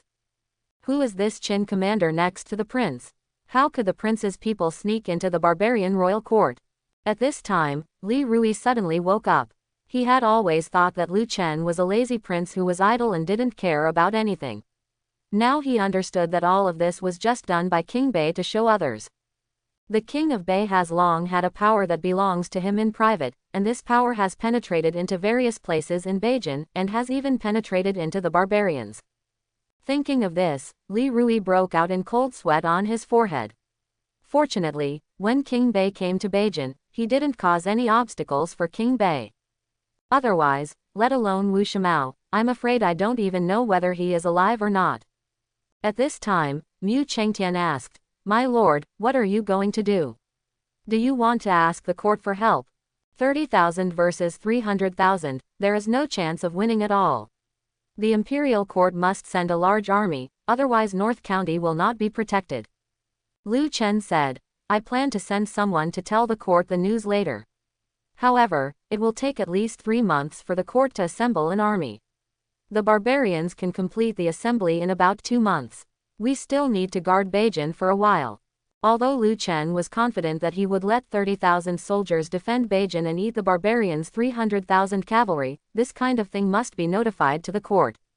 After all, Beijing was nominally the territory of the Great Xia dynasty. If a foreign enemy invades and the imperial court is not notified, no matter whether the battle is won or defeated, the imperial court will think that he is rebellious, and he does not even notify the imperial court of such an important matter. However, Daxia's army was not assembled as quickly as the barbarians. It would take at least 2 or 3 months to mobilize the army. There is a saying that before the soldiers and horses move, food and grass go first. Daxia's army is definitely not as fast as the barbarian cavalry. What's more, this is in Beijing. The roads in Beijing are extremely bad. It will take more time for Daxia to mobilize the army. After hearing Lu Chen's words, Li Rui's face became even paler. If the barbarians go south, they may be able to occupy the entire North County in less than a month, and it will take such a long time for the Daxia army to gather. By the time the Daxia army comes, all their 30,000 soldiers will be dead. It's hard to imagine what will happen to Yancheng by that time. Lu Chen continued. This king plans to evacuate all the people north of Yancheng to the south of Yancheng, and then concentrate all forces to hold back the barbarian army of 300,000 in Yancheng. General Mo, you have fought against the barbarian army before. I wonder what you think of this idea. Hearing Lu Chen's question, Mu Chengtian was stunned for a second, and he frowned slightly. Then he took a look at the map, and then asked, There is no problem with the strong walls and clear fields, but if all the people north of Yancheng are evacuated, the barbarian army will march straight into Yancheng. 30,000 soldiers want to defend Yancheng. Disaster. Mu Chengtian knew very well the strength of the barbarian cavalry. Most of the barbarian cavalry were elites. It was basically impossible for 30,000 soldiers to hold back 300,000 cavalry. Lu Chen continued. what if I have a weapon in my hand that can instantly break the cavalry square? Hearing Lu Chen's words, Li Feng and others' eyes instantly lit up. Those of them who have followed Bei Wang from the beginning know very well that Bei King has some mysterious weapons on his body, such as the exploding stone and the black stick that can instantly kill the 9th-grade martial artist. Now there are rumors in the army that King Bei has received the inheritance from the immortal. As for whether it has the inheritance of the immortals, it doesn't matter, as long as the North King has weapons that can destroy the barbarians, or such weapons can be manufactured on a large scale. Mu Chengtian was about to ask Lu Chen what kind of weapon it was. Lu Chen looked at the map and continued to ask, General Mo, I plan to lead the barbarian cavalry to the Wanning River Valley, and then ambush them on the high ground of the river valley. I don't know. I don't think this plan is feasible. After all, Mu Chengtian had fought against the barbarians several times. He knew the situation of the barbarians best, so Lu Chen wanted to ask his opinion. Professional matters should be left to professionals. After hearing Lu Chen's words, Mu Chengtian looked at the map on the table seriously, but he did not answer immediately. After a while, Mu Chengkai said, if the prince is in Yancheng, it will not be difficult to lead the barbarian cavalry to the Wanning Valley. The terrain of the Wanning Valley is relatively flat, making it easier for the barbarian cavalry to go south and go straight to Yancheng. It's just that, Your Majesty, if we set up an ambush in the Wanning Valley, there will be only 30,000 people, and I'm afraid they won't be able to stop the charge of the barbarian cavalry. There are highlands on both sides of the Wanning River Valley and a flat plain in front. Even if the barbarian cavalry is ambushed in the Wanning River Valley, others can quickly pass through the Wanning River Valley as long as they speed up. The Wanning River Valley is not very long. If you want to resist the charge of the barbarian cavalry in front, it is unlikely that there are not 100,000 people. What's more, Beijing's 30,000 soldiers have to set up ambushes on the highlands on both sides. By then, there will not even be 30,000 soldiers facing them head-on. After listening to Mu Chengtian's words, Lu Chen looked at the map and fell into deep thought again. This is indeed a problem. The Wanning River Valley is not long, and it is not a big problem for the barbarian cavalry to pass quickly. Once howitzers are used, the barbarian cavalry will inevitably be in chaos. They will either rush forward or retreat back. No matter whether the barbarian cavalry charges forward or retreats, they still need a large number of soldiers to resist the barbarian cavalry. Of course, if they just plan to repel the barbarian soldiers, then they only need to hold the front of the Wanning Valley. However, Lu Chen has great ambitions. He doesn't just want to fight off the barbarian cavalry. If we just repel the barbarian cavalry, those barbarian cavalry will not be able to capture Yancheng and will probably attack other cities. What he wants most in this battle is to eliminate the effective strength of the barbarians, so that the barbarians can no longer gather their forces to go south for a long time. Therefore, these 300,000 people absolutely cannot be put back. If this was put back, after the barbarian soldiers recovered, they would go south again to plunder. Lu Chen didn't think the howitzer could completely frighten them. Lu Chen also knew what was going on in the north. When winter came, many people would starve to death in even the northern county, let alone the barbarians on the grasslands. Lu Chen was not sympathizing with the barbarians, but in his opinion, people could do anything when they were about to starve to death, and it was impossible for the barbarians to not dare to go south just because there were howitzers in Beijing. Lu Chen sighed and said, hurry up and recruit troops. After hearing this, Mu Chengtian still said with some worry, my lord, in such a short period of time, it will be very difficult to train the new soldiers to be able to fight against the barbarian cavalry. What Mu Chengtian said was a bit conservative. It was simply impossible to train soldiers to be able to fight against barbarian cavalry within 2 months. Lu Chen naturally understood this truth, and he immediately said, I plan to create an artillery battalion. The newly recruited soldiers will not participate in frontal combat. By then, all 30,000 soldiers in Beijing will be able to enter the frontal battlefield. Artillery battalion, what it is? Everyone was confused when they heard the new term coming from Lu Chen's mouth. They had never heard of an artillery battalion. Lu Chen looked at Li Rui and said, Chief Li, this is a problem for you. You must cooperate with General Li and the others to recruit 10,000 new soldiers as soon as possible. Hearing Lu Chen's words, Li Rui immediately said, Yes, Your Majesty. Li Rui sighed inwardly. He originally wanted to persuade King Bei to withdraw south, but judging from King Bei's tone, others had no idea of evacuating south. If he proposed to withdraw to the south at this time, wouldn't he offend the northern king? Li Rui couldn't help but think about the use of recruiting 10,000 more soldiers. Let alone 10,000 soldiers, even if he recruited 100,000 more new soldiers, there would be no way to stop the barbarian cavalry. Although he thought so in his heart, Li Rui did not dare to say it directly. After all, the king of Bei was the vassal king, and he was the master of Beijing. Lu Chen looked at the map on the table at this time and said, "After the artillery battalion is established, I will show you the new weapons of Beiwang Mansion." After hearing this, everyone became even more curious. King Bei seemed to be very confident in the new weapons he mentioned. They wondered what kind of new weapons gave King Bei the courage to fight the barbarian army in Yanchang. Although he was curious, he did not continue to ask. The northern king had already said that he would show it to them, so the main task now was to seize the time to recruit soldiers and form a new army as soon as possible. In the north, the barbarian royal court. On the endless grassland, there are large and small felt tents, also known as yurts. The yurts in the middle become larger in area. The largest yurt is where one of the barbarian kings lives. The barbarians are widely distributed on the grassland, and there are 7 kings in total. Located due north of Beijing is the Serious King, the barbarian king who is preparing to attack Beijing and establish a country in Beijing. At this time, a woman wearing animal skins rode a horse into the middle of the Jir community. The woman has fair skin and a beautiful and delicate face. She does not look like she lives on the grassland at all. After she got off the horse, she immediately asked her slave, "Is Wu Yuan back?" The slave holding the horse next to her, who had an inscription on his face, immediately replied, "You are back, Your Highness." After hearing this, the woman immediately excitedly went to the smaller yurt next to the big yurt. After opening the curtain, she found that the man she was talking about just now was indeed back. At this time, the man named Wu Yuan was kneeling on the ground, reporting some information to a beautiful woman. Inside the yurt, a stunningly beautiful woman was lying half on the bed, exposing her long white legs. The woman was wearing gorgeous plush clothes, and her whole body was covered with glittering jewelry. She looked very charming.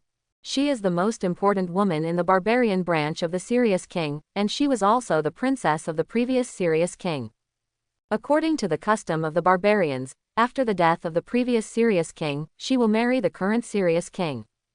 But for some reasons, she has never married, but she has promised to the current Serious King that if he can defeat Beijing and establish a country in Beijing, she will marry him and become his princess. At this time, the woman who entered the tent saluted and said, "I have met the princess." Although the beautiful woman in front of her has not yet married the current Serious King, everyone recognizes her as the princess. Yelu Nanyan glanced at Xiao Wenyao, and then said softly, "Get up." Yelu Nanyan's voice was so gentle that it made people feel like they were bathed in the spring breeze. Xiao Wenyao, the woman who entered the tent, is the daughter of the current Serious King Xiao Hongbo. Originally, they did not have a surname. But in order to learn from Daxia, everyone in the Serious King's clan now has a surname, and the Serious King's royal family takes the surname Xiao. The name Xiao Wenyao was also given to her by Princess Yelu Nanyan not long ago. Yelu Nanyan's attention returned to the man in front of her again, and she asked, "I heard that the vassal king of Beijing was a lecherous person who spent all day having fun in the palace. Since he went to Beijing, I have never interfered in Bei County's affairs, so I don't know if this is really the case." Wu Yuan said, "Wei Wangfei, it is indeed true." Hearing the man's answer, a smile appeared on the corner of Yelu Nanyan's mouth. "So, this time the king marches south, Beijing is within easy reach." Wu Yuan reminded, "Princess, although the king of the north is just a waste, Daxia's army will not sit idly by and ignore it. Once the king sends troops, Daxia will definitely send an army to the north."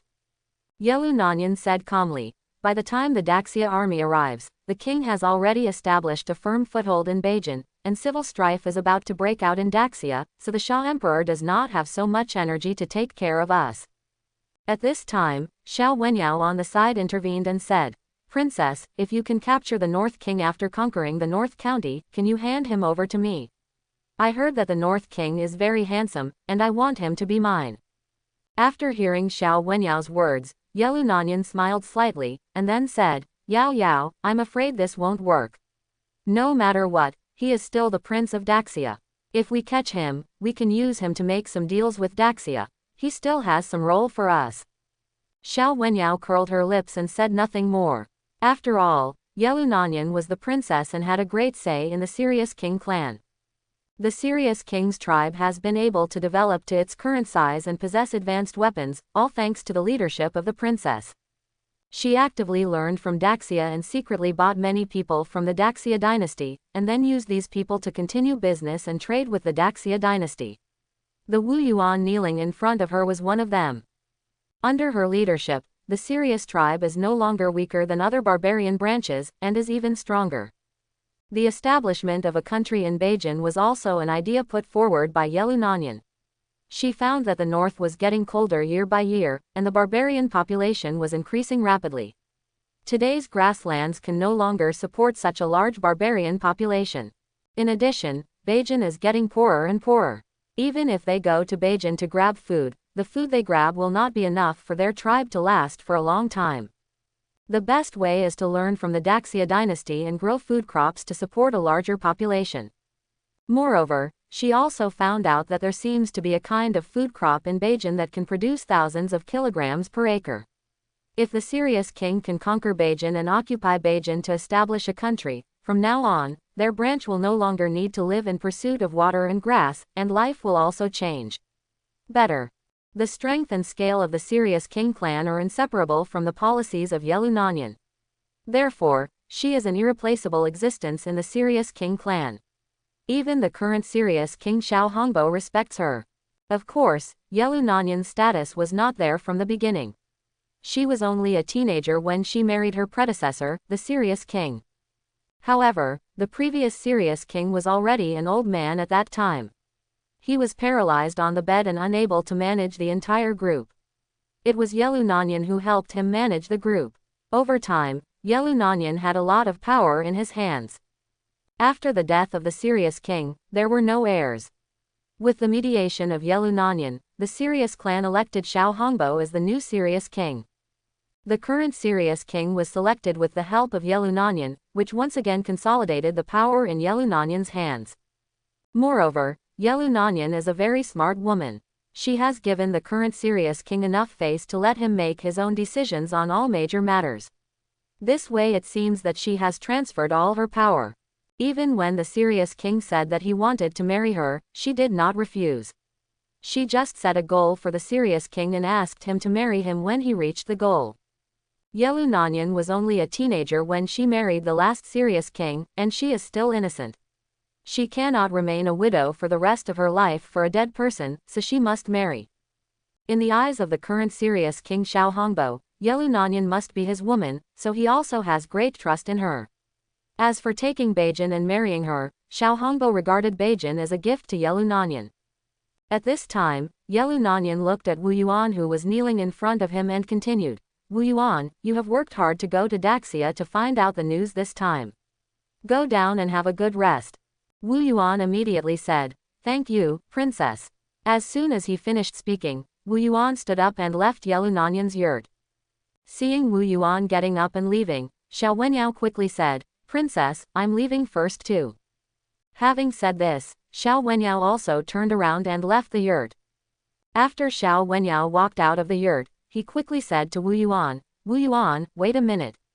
Wu Yuan stopped, turned to look at Xiao Wenyao, and asked respectfully, Your Highness, do you have anything to do with me?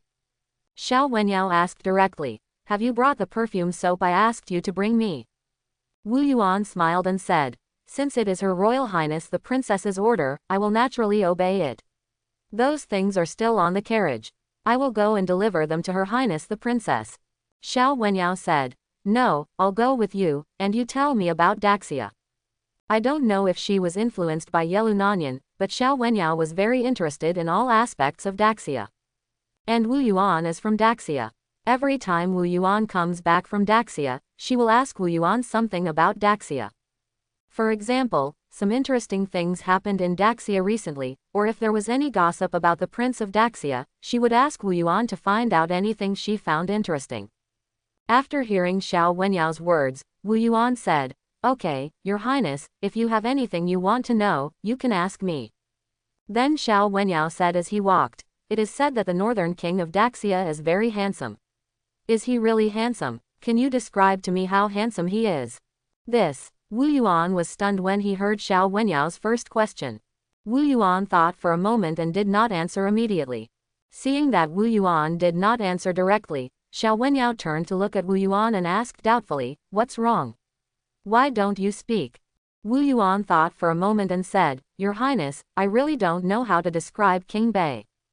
If you look at it from the perspective of Daxia women, Bei Wang is indeed handsome and extraordinary, but if you look at it from the standards of prairie women when choosing a husband, I'm afraid Bei Wang looks a little thin.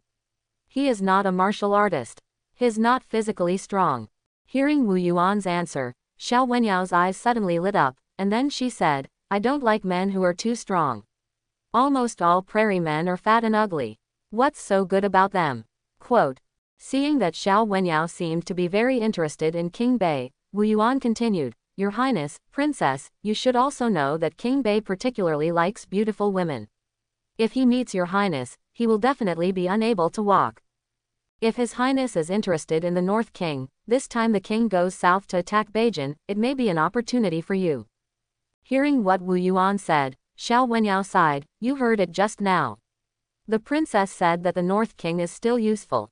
Even if she goes south and captures the North King this time, she will not hand him over to me."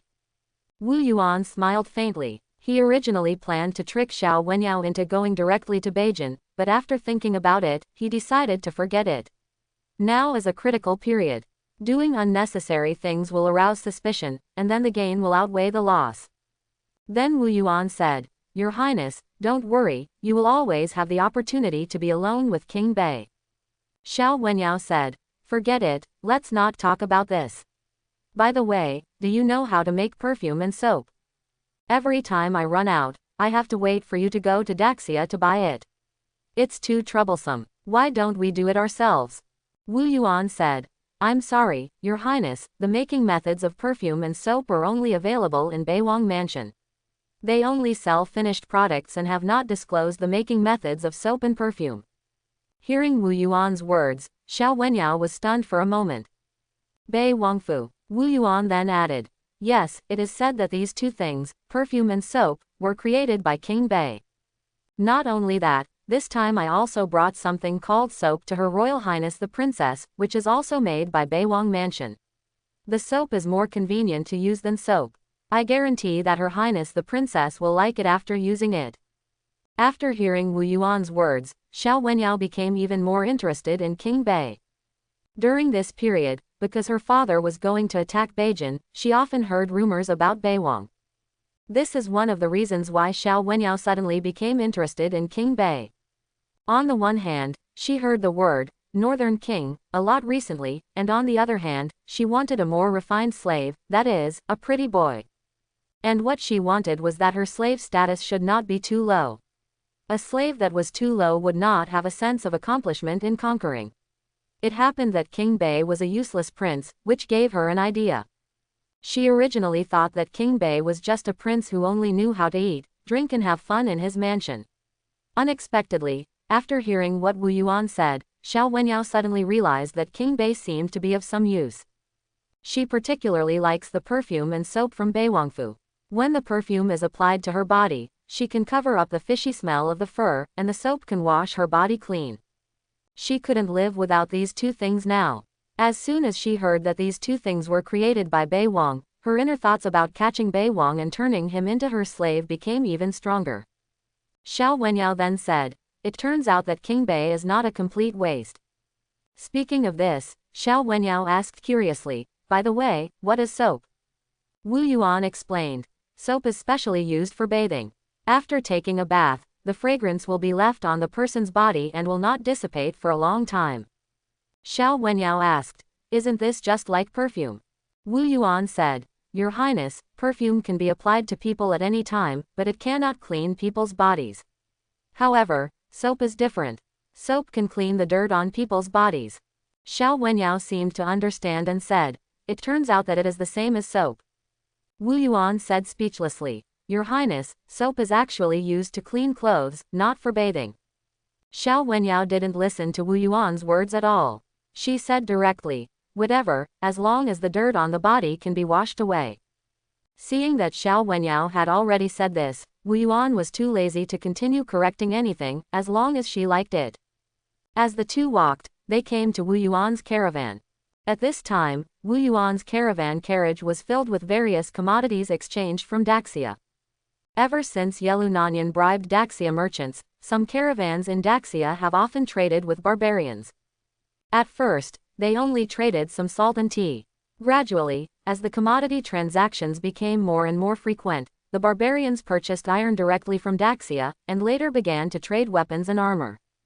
The Sirius Kings group can become as powerful as it is today, and it is inseparable from these businessmen in Daxia. Wu Yuan immediately came to a carriage or two, rummaged through the carriages, and then took out a piece of soap and brought it to Xiao Wenyao's front door. "Your Highness, this is the soap for bathing.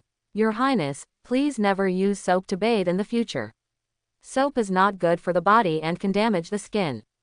Hearing Wu Yuan's words, Xiao Wenyao curiously took the soap from Wu Yuan's hand. Before she put the soap to her nose, she smelled a scent. Xiao Wenyao quickly put the soap under her nose and smelled it. Then she said in surprise, "It actually has a scent. This King Bei seems to be particularly interested in things used by women. If I can turn him into my slave, he might be able to create more useful women's products for me in the future." Wu Yuan actually wanted to say that this thing could be used by both men and women, but he didn't say much. Just let the innocent princess be happy. At this time, a man came to Xiao Wenyao. "Your Highness the Princess, the king has asked you to come over." Hearing this, Xiao Wenyao was stunned for a moment, and then asked, "What does my father want from me?" The man said, "I don't even know, you will know when you go there." Xiao Wenyao then handed the soap to Wu Yuan. "Wu Yuan, send all these things to where I live."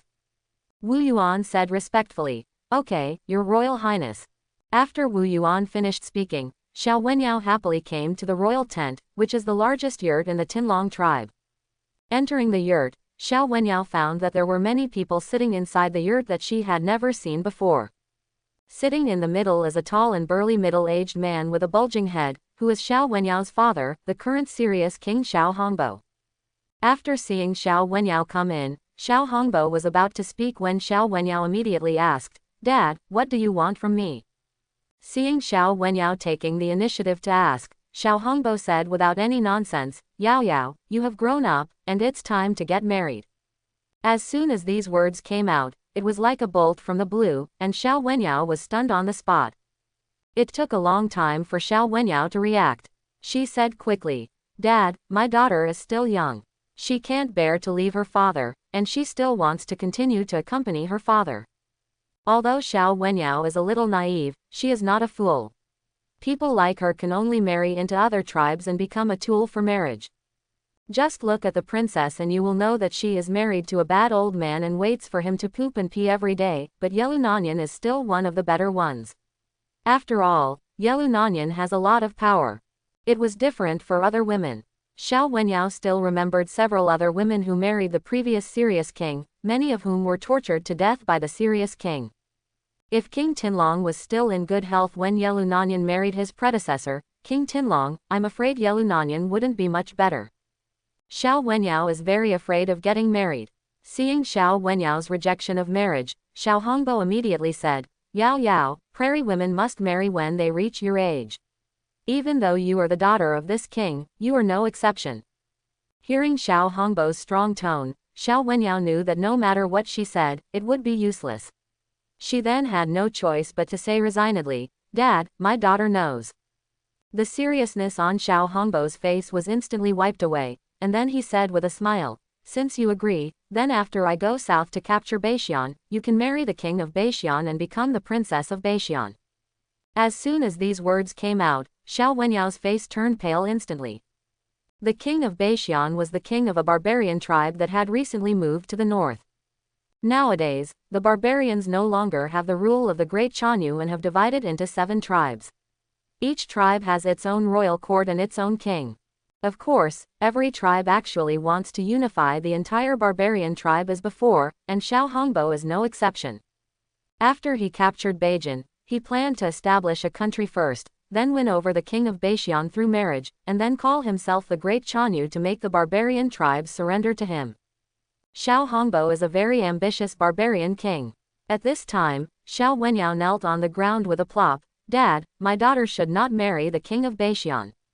Xiao Wenyao also heard who the king of Beixian was. The tribe of the king of Beixian was different from his own. Because their tribe often communicated with Daxia, many of their habits were already the same as those of Daxia. Not to mention how poor the tribe of King Beixian was, they even retained the habit of cannibalism, and King Beixian himself was a very cruel person. Xiao Wenyao really couldn't imagine what kind of inhuman treatment she would receive if she married the queen of Beixian. Although Xiao Wenyao was a princess in the Tinlong tribe and had a relatively high status, it was different when she married into the tribe of Beixian king. In barbarian tribes, women's status is generally lower. Xiao Wenyao has a high status in the Tinlong tribe, mainly because she has a father who is the king of the barbarians. The status that Princess Yelu Nanyan achieved today did not happen overnight. She also benefited from the physical discomfort of her predecessor, King Tinlong, and was able to slowly gather some power into her hands. Xiao Wenyao's delicate body could not help but tremble when she thought about how she would be tortured by the North Xi'an king after marrying into the tribe. Xiao Wenyao continued to cry. "Dad, my daughter heard that the previous concubines of King Beixian all died unexpectedly. My daughter is still young and she doesn't want to die so early." Hearing Xiao Wenyao's words, Xiao Hongbo was furious. "Asshole! King Beixian is also a barbarian king after all. He is completely worthy of you. Why are you dissatisfied? That's it. After I capture Beijing, you will marry me. There is no need to discuss this matter." Seeing that her father had made the final decision, Xiao Wenyao instantly got up from the ground and rushed out crying.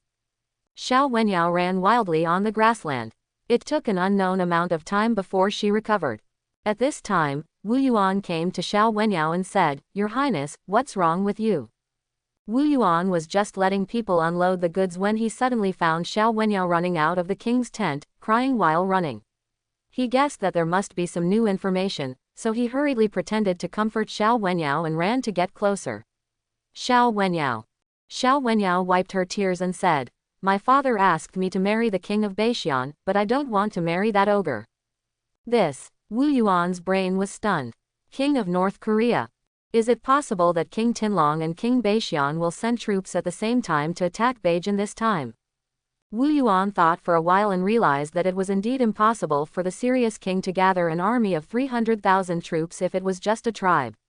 Only 2 barbarian kings joining forces could have an army of 300,000 troops. King Tinlong asked King Beixian to help him attack Beixian, which would naturally give King Beixian some benefits, and I am afraid Xiao Wenyao is one of the benefits. Seeing that Wu Yuan didn't speak, Xiao Wenyao turned to look at Wu Yuan and said, "Wu Yuan, can you help me escape to Daxia? I can't marry the king of Beixian no matter what. I don't want to die yet." "Well, Your Highness Princess, I'm afraid no one will dare to agree to this matter." Wu Yuan was actually struggling in his heart, because he was just a spy, and he didn't know what kind of decisions Beijing and Beiwang would make. If the daughter of a barbarian king was brought to Beijing or Daxia without authorization, it might cause the barbarians to send troops in advance, which would be extremely unfavorable for Beijing's deployment. Thinking of this, Wu Yuan said, "Your Highness, I know that a friend of mine can help you, but I need to ask his opinion. I may not be able to give you an answer until I come back next time." Hearing this, Xiao Wenyao was instantly filled with hope. "Wu Yuan, is everything you said true? Can that friend of yours really help me?" Wu Yuan said, "Well, if he is willing, he will definitely be able to help you." Xiao Wenyao then said, "I'm sorry to bother you, when will you leave for Daxia?" Wu Yuan replied, "Your Highness, I just came back today. I have to rest for 2 days no matter what." Xiao Wenyao said, "Oh, okay, then next time you come back, you must tell me your friend's answer as soon as possible." Wu Yuan said, "Okay, Your Highness." While the two were talking, a rough man's voice came from behind them. Yao Yao, are you okay? Hearing this, Wu Yuan and Xiao Wenyao turned around at the same time and found that it was Queen Xiaopeng.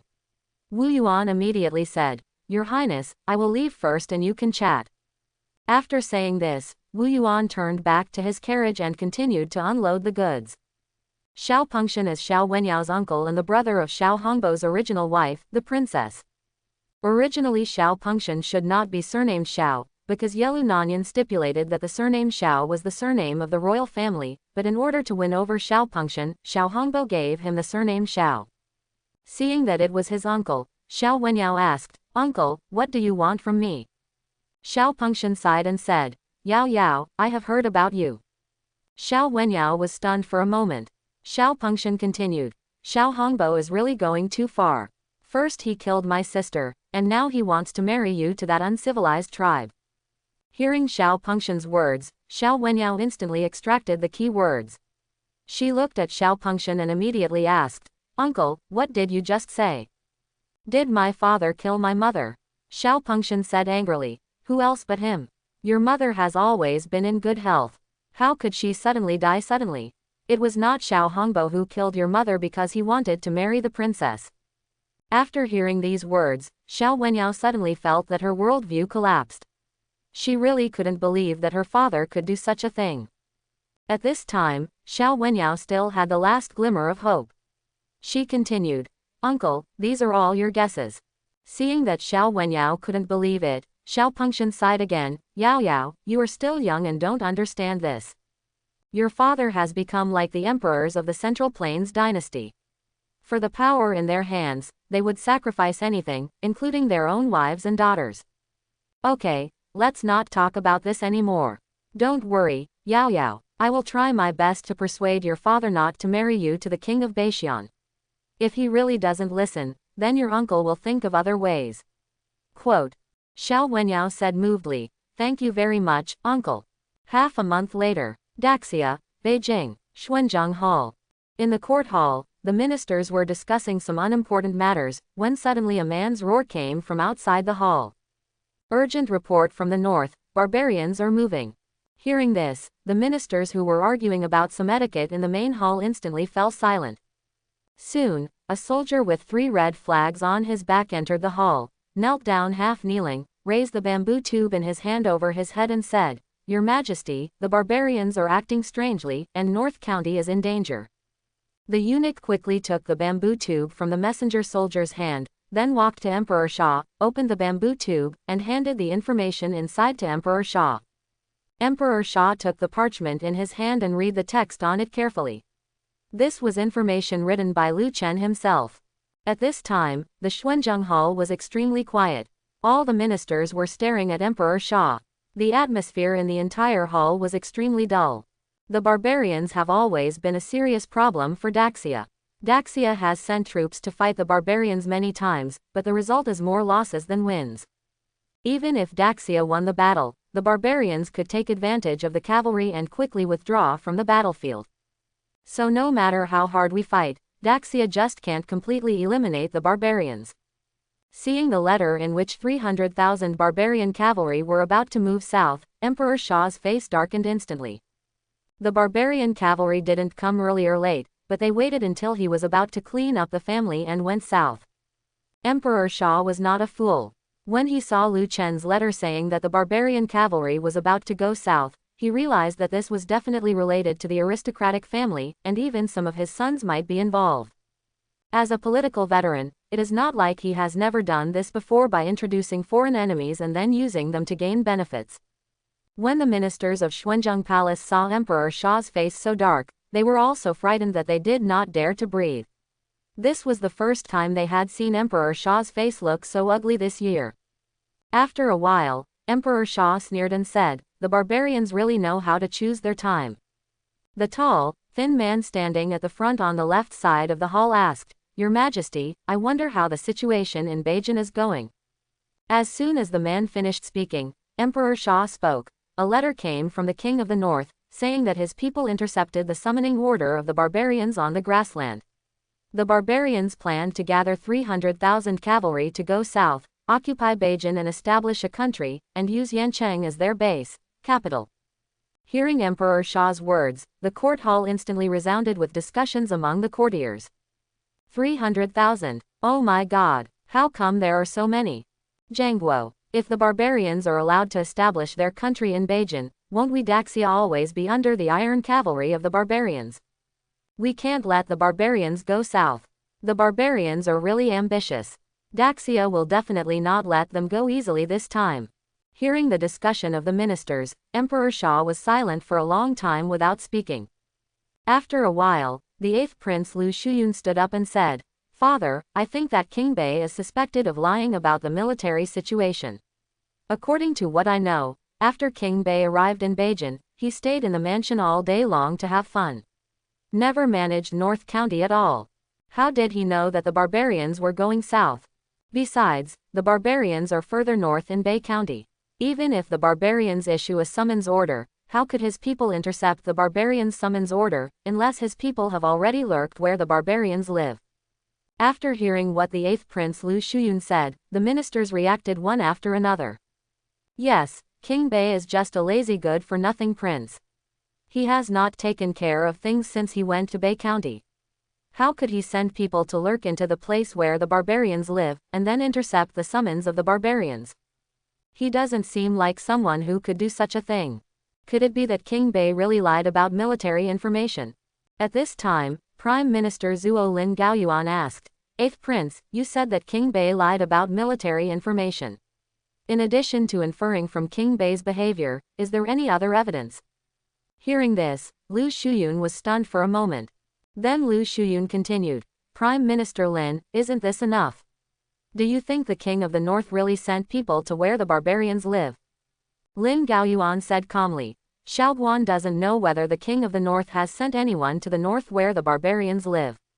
The official only knows that the King of the North has sent a red silk messenger to deliver the message. In the Great Xia dynasty, the Red Damask Courier represented the most urgent military situation, and the Red Damask Courier could not be sent out at any time.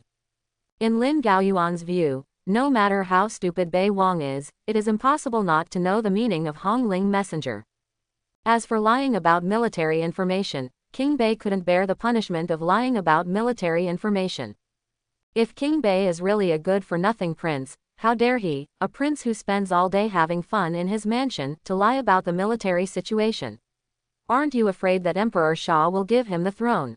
Therefore, Lin Gaoyuan believed that there was a high probability that the barbarians were really abnormal.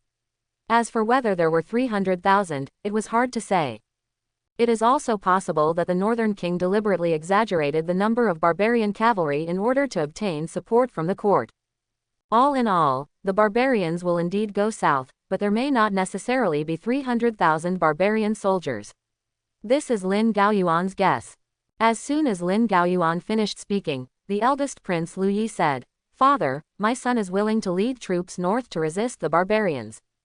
As soon as the eldest prince finished speaking, the second prince said angrily, "Brother, are you too anxious?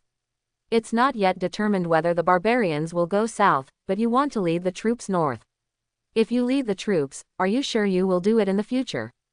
Is it to resist the barbarians?"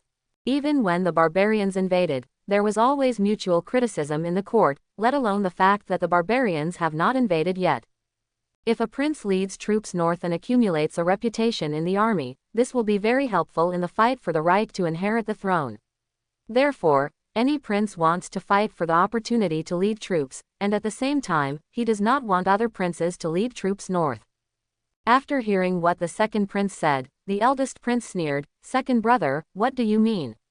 It is the responsibility of my royal family to resist the barbarians. Do you think I have ulterior motives?" Just when the second prince was about to continue speaking, Emperor Sha, who was sitting on the dragon chair, interrupted their conversation and said, "That's enough." Seeing Emperor Sha speak, the court room, which was originally as noisy as a vegetable market, instantly fell silent. Whether the barbarians really want to go south, this matter is confirmed by my shadow guards. Now you have to discuss how to deal with the barbarians going south. Seeing that Emperor Sha had said this, everyone stopped discussing whether this matter was true or false. Lu Shuyun's face looked a little ugly at this time. He originally thought that the barbarians going south would catch the northern king off guard, or that the barbarians going south would cover up the fact that the North King was assassinated by the Blood Moon Tower assassin. Unexpectedly, the Northern King noticed in advance that the barbarians were heading south. But it doesn't matter, King Bei probably doesn't have a few days to live anyway, and the Blood Moon Tower should have arrived in Yancheng by this time. He believed that with the leadership of the Grand Master of the Blood Moon Tower, even if the mysterious Grand Master was present in the Beiwang mansion, he would not be able to protect the North King. What he should consider now is how to win the power to lead troops north. If he can lead his troops northward, according to his agreement with the barbarians, he can obtain some concessions from the barbarians, and then he can accumulate some reputation in the army, so that his success in seizing the throne will become greater. As for the surrender of Beijing to the barbarians, Lu Shuyun didn't care at all. All he cared about was his position as prince. Beijing is just a poor place. If the barbarians want it, give it to them. At this time, the eldest prince spoke again. Father, I believe that we should immediately mobilize the army to go north. Since the king of the north has used the red silk messenger, it means that the barbarians' march south is imminent. If the court sends troops too late, the 30,000 soldiers from the north county will definitely not be able to stop the barbarians' 300,000 cavalry. As soon as the eldest prince finished speaking, the fourth prince also spoke in agreement. Father, my son and I also think that we should send troops north immediately. No prince wants to miss this opportunity to lead troops. Daxia has not had such an opportunity for many years. This is their opportunity to establish a reputation in the army, and no prince wants to miss it. But at this moment, Lu Shuyun said, Father, I believe that Beijing is already the fiefdom of the Northern King. Naturally, it should be left to the Northern King to resist the barbarian invasion. If every time a foreign enemy invades the border, the court needs to send troops, what does the vassal king need to do? As soon as Lu Shuyun finished speaking, the man standing on the upper right of the officials said, Your Majesty, I think that the eighth prince is right. The vassal kings in the border areas are already responsible for resisting foreign enemies. They cannot do it every time there are foreign enemies. If we invade, let the imperial court send troops. After hearing the words of Right Prime Minister Zhao Wenin, Left Prime Minister Lin Gaoyuan laughed and said, The border vassal kings indeed have the responsibility to resist foreign invasion, but Beijing only has 30,000 troops. Could it be that Zhao Shang thinks that the North King can use these 30,000 troops, soldiers and horses to repel the barbarian invasion? Zhao Wenin immediately said, I didn't say this. Having said this, Zhao Wenin looked at Emperor Sha on the dragon throne again, and then continued, Your Majesty, Beijing is the first line of defense against the barbarians. The conventional 30,000 soldiers and horses are no longer enough to resist the barbarian invasion, so I think it's time to issue an order to expand the military in Beijing. As soon as Zhao Wenin said these words, there was a lot of discussion in the court. Since Emperor Sha ascended the throne, in order to prevent the feudal kings from rebelling, he has issued a troop restriction order. In the fiefdom of a vassal king, there can be no more than how many soldiers according to the area of the land. The maximum number of troops in Beijing is 50,000, which is why Lu Chen only recruited 10,000 soldiers when he said he wanted to recruit new troops. There seems to be no problem with Zhao Wenin's words. After all, Beijing is on the front line against the barbarians, so it is appropriate to give the North King more soldiers. But, once this started, other border vassal kings would use the same excuse to expand their armies. To resist the barbarians is to resist the invasion of foreign enemies. Then there are several major dynasties in other directions of the Daxia dynasty. Although there has been no war between these major dynasties for many years, who can say for sure what to do if one day a dynasty comes over? Beijing has expanded its army, and other border vassal kings will definitely ask for it. This will obviously cause a chain reaction. Moreover, once Beijing expands its army, other dynasties may suddenly attack Daxia. Not all vassal kings are law-abiding, and it is not impossible to collude with foreign enemies and then use this as a bargaining chip to ask the court to issue an order to expand the army. Emperor Sha was not a fool. He also knew the consequences of issuing an order to expand the army to Beijing. However, Emperor Sha still spoke at this time and said, By decree, Beijing is the first line to resist the barbarian invasion. Bajan's 30,000 soldiers and horses are no longer enough to resist the barbarian invasion. From now on, the upper limit of the number of Bajan soldiers will be increased to 15. In addition, the king of the north is the vassal king of the Bajan fiefdom. No matter what happens, the king of the north cannot escape and must stick to the Bajan.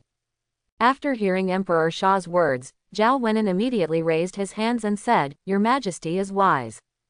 Emperor Shah glanced at Zhao Wenan coldly, and then continued, "Wang Shangshu, Chu Shangshu, Prime Minister Lin, and Prime Minister Zhao, the four of you will stay and retreat from the court." After saying that, Emperor Shah stood up from the dragon chair, waved his long sleeves on his dragon robe, turned around and left. Obviously, the expansion of the army in Bajan made Emperor Shah very uncomfortable, but he had to do it. Now that there are undercurrents surging within Daxia, it is impossible for Daxia to send hundreds of thousands of troops north to resist the barbarians. If we really send hundreds of thousands of troops northward, we will be destabilizing the country. Emperor Shah also saw that the barbarian invasion was most likely related to the aristocratic family. As for whether the prince was involved, it was unknown. Now is not the time to worry about this. Behind the war are all politics. If it is true, as the king of the north said in his letter, that the barbarians want to establish a country in Bajan, that is absolutely not allowed. Bajan is the gateway to Daxia. Once Bajan is occupied by the barbarian troops will direct their troops towards the capital in the future. Emperor Shah knew that to resolve this crisis, he not only had to compromise with the barbarians but also with the aristocratic families. This made Emperor Shah feel very aggrieved. This was the most aggrieved time for him since he came to the throne. The main reason was that he had just reorganized Daxia's army, and the barbarians came south too suddenly, giving him no time to breathe. If he had waited another year, after Daxia's army had been reorganized, and he had sent troops north, those barbarian cavalry would have been nothing. It's a pity that there are not so many ifs. The top priority is to discuss how to resolve the crisis in North County. After Emperor Shah brought the four people he had just called to his study, he seriously discussed the matter of the barbarians going south this time. In the end, the result of their discussion was to promote peace talks. They would definitely send troops, but they would not send hundreds of thousands of troops northward. As for ceding the entire North County, that is impossible, but it is not completely without discussion. Part of the land in the North County can be given to the barbarians. Anyway, Bajan is the fiefdom of Baiwang. Baiwang is just a useless prince and can't control so much land. After discussing the specific things to do, Lin Gaoyuan left Emperor Shah's study directly. His face looked very ugly, and he was obviously very dissatisfied with the outcome of their discussion. Emperor Shah summoned 4 people in total. It turned out that one of the ministers of the Ministry of Revenue was from a well-known family, one of the ministers of the Ministry of War was also from a well-known family, and the right minister was a traitorous minister who only knew how to fight for power and gain. What good solution can the 3 of them come up with when they get together? It's nothing more than ceding territory for glory. After Lin Gaoyuan returned to the mansion, he became sulky and didn't speak for a long time. At this time, a man wearing armor entered the hall. After the man entered the hall, he immediately asked, "Dad, I heard that the barbarian army of 300,000 went south. Is this true or false?" It was a big deal for the barbarians to move south, and the ministers who had just retreated couldn't help but talk about it everywhere. Soon Lin Shuming, who was in the army, heard about it. Lin Shuming is now the commander of the Qilin army, and he cares very much about war. After hearing his son's question, Lin Gaoyuan came to his senses, sighed and said, "I'm not sure whether it's true or not yet, but the North King used the red silk messenger, so it's most likely true." Lin Shuming continued to ask, "Then what are your Majesty's plans?" Hearing this question, Lin Gaoyuan laughed and said, "Plan? Ha, he wants you to bring 70,000 elite troops north to help the Northern King fight the 300,000 barbarian army." What? Hearing his father's words, Lin Shuming was stunned. Leading 70,000 elite soldiers to fight against the 300,000 barbarian army. Is this a joke? Since they are said to be elite soldiers, they must be fighting soldiers, but the 70,000 combat soldiers, plus the 30,000 soldiers in Bajan, are only 100,000 soldiers. 100,000 soldiers want to resist the barbarians' 300,000 cavalry. Lin Shuming frowned. It was clear that the Daxia dynasty could use about 500,000 soldiers, so why did it send 70,000 soldiers north? Lin Shuming immediately asked. Dad, after His Majesty reorganizes the military camp, doesn't he have 500,000 soldiers who can be mobilized? Hearing his son's innocent question, Lin Gaoyuan chuckled again, and then said, 500,000. Your Majesty, do you dare to move these 500,000 soldiers? If these 500,000 soldiers move, Daxia may be in chaos. Quote. Lin Gaoyuan didn't say too much about the deep-seated reasons. He said directly to Lin Shuming, I don't want to say anything more. When His Majesty's edict comes, you will immediately lead your troops to Beijing to join the King of Bei. When fighting, just try to hold back the barbarian cavalry. There is no need to fight them to the death. The real battlefield is not in Beijing, but in the court. After hearing Lin Gaoyuan's reminder, Lin Shuming seemed to understand something, and then said, Okay, Dad, I understand what you mean. Beijing, Yancheng. A woman wearing a long black dress and holding a long sword was slowly advancing on the streets of Yancheng. The woman's face is as cold as ice, but extremely beautiful, like the otherworldly divine maiden. At this time, a speeding carriage passed by her. The wind blew open the curtains of the carriage, and a woman in white who was as beautiful as a celestial immortal came into view. The woman in black on the roadside happened to have eyes crossed with the woman in white. But it was only for a moment. The carriage continued to move forward, leaving only the woman in black standing there, looking at the back of the carriage indifferently.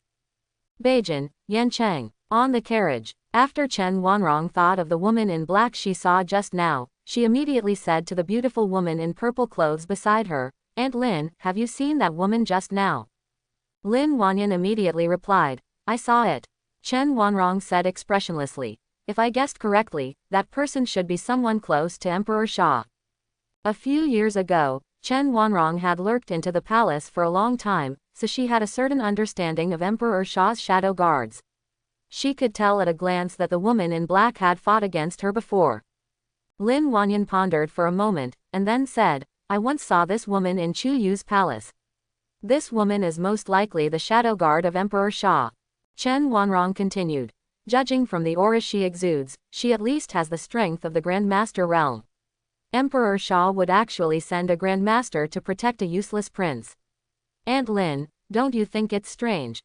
After hearing Chen Wanrong's words, Lin Wanyan did not answer immediately. She naturally felt strange in her heart, but she really couldn't imagine why Emperor Xia would send a Grand Master to protect a useless prince. After a while, Lin Wanyan finally said, So, the so-called mysterious Grand Master in the palace is that woman. Chen Wanrong fell into silence. Originally, she thought that when she came to Beijing this time, she could easily capture the North King, and then use the North King to create the dragon spelling curse to deal with Emperor Xia in the future. They didn't expect to meet someone close to Emperor Xia here. If that were the case, it might not be that easy for them to implement their plan. Although I don't know why Emperor Xia sent people to protect the useless Prince Bei Wang, since he did so, there must be a reason. An hour later, North Palace. Chu Yukin was patrolling the inner courtyard. Suddenly a female guard entered the courtyard, found Chu Yukin and said, Mrs. Chu, someone is here from Xuanyu Palace. Hearing this, Chu Yukin was stunned for a moment and did not react for a while. After a while, she came back to her senses, looked at the female guard in front of her and asked, Xuanyu Palace. What are the people from Xuanyu Palace doing in Beiwang Mansion? The female guard replied, My subordinates don't know either, but one of the women said that she knows you and wants to meet you.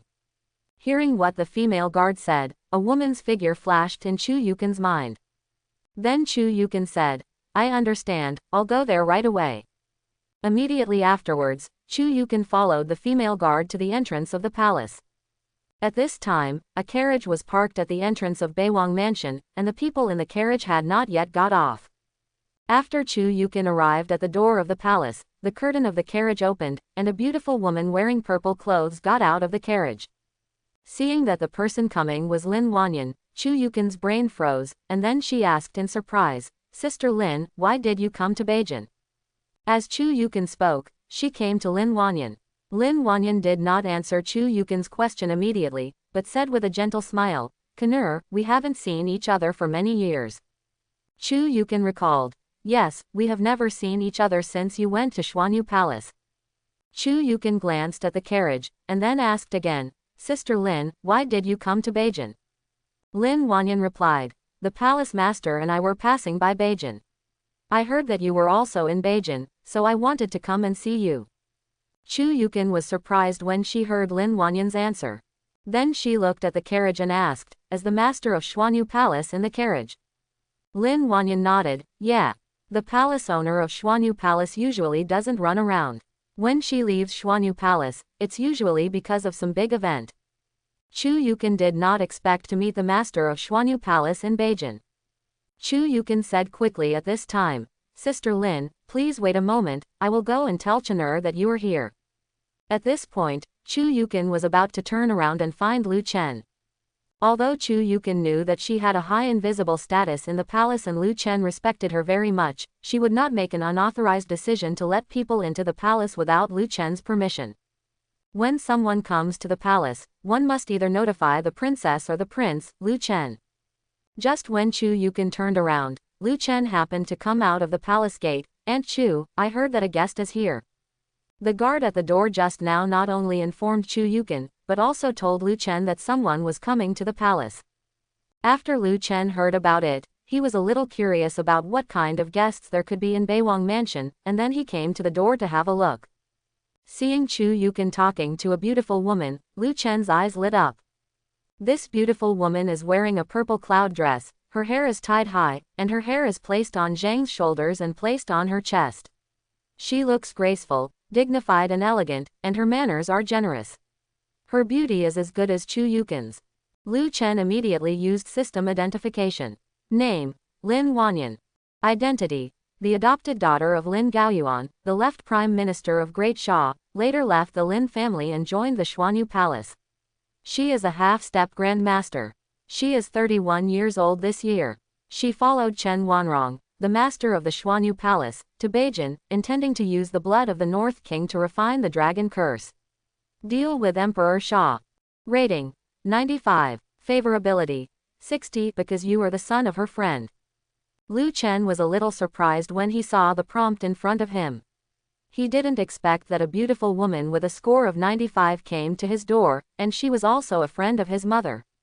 No wonder she looks so familiar with Chu Yukin. But, although this woman's favorability towards him is not bad, she may not have good intentions when she comes this time.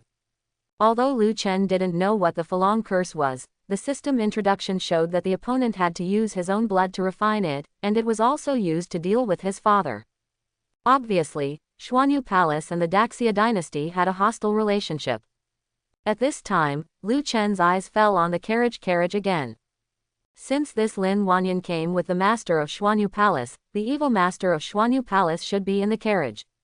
Judging from the name that appeared in the system introduction just now, it seems that the master of Xuanyu Palace is also a woman. At this time, Chu Yukin's voice brought Lu Chen back to his senses. Chen'er, you just happened to be here. Let me introduce to you. This is your mother's sworn sister to Jinlan.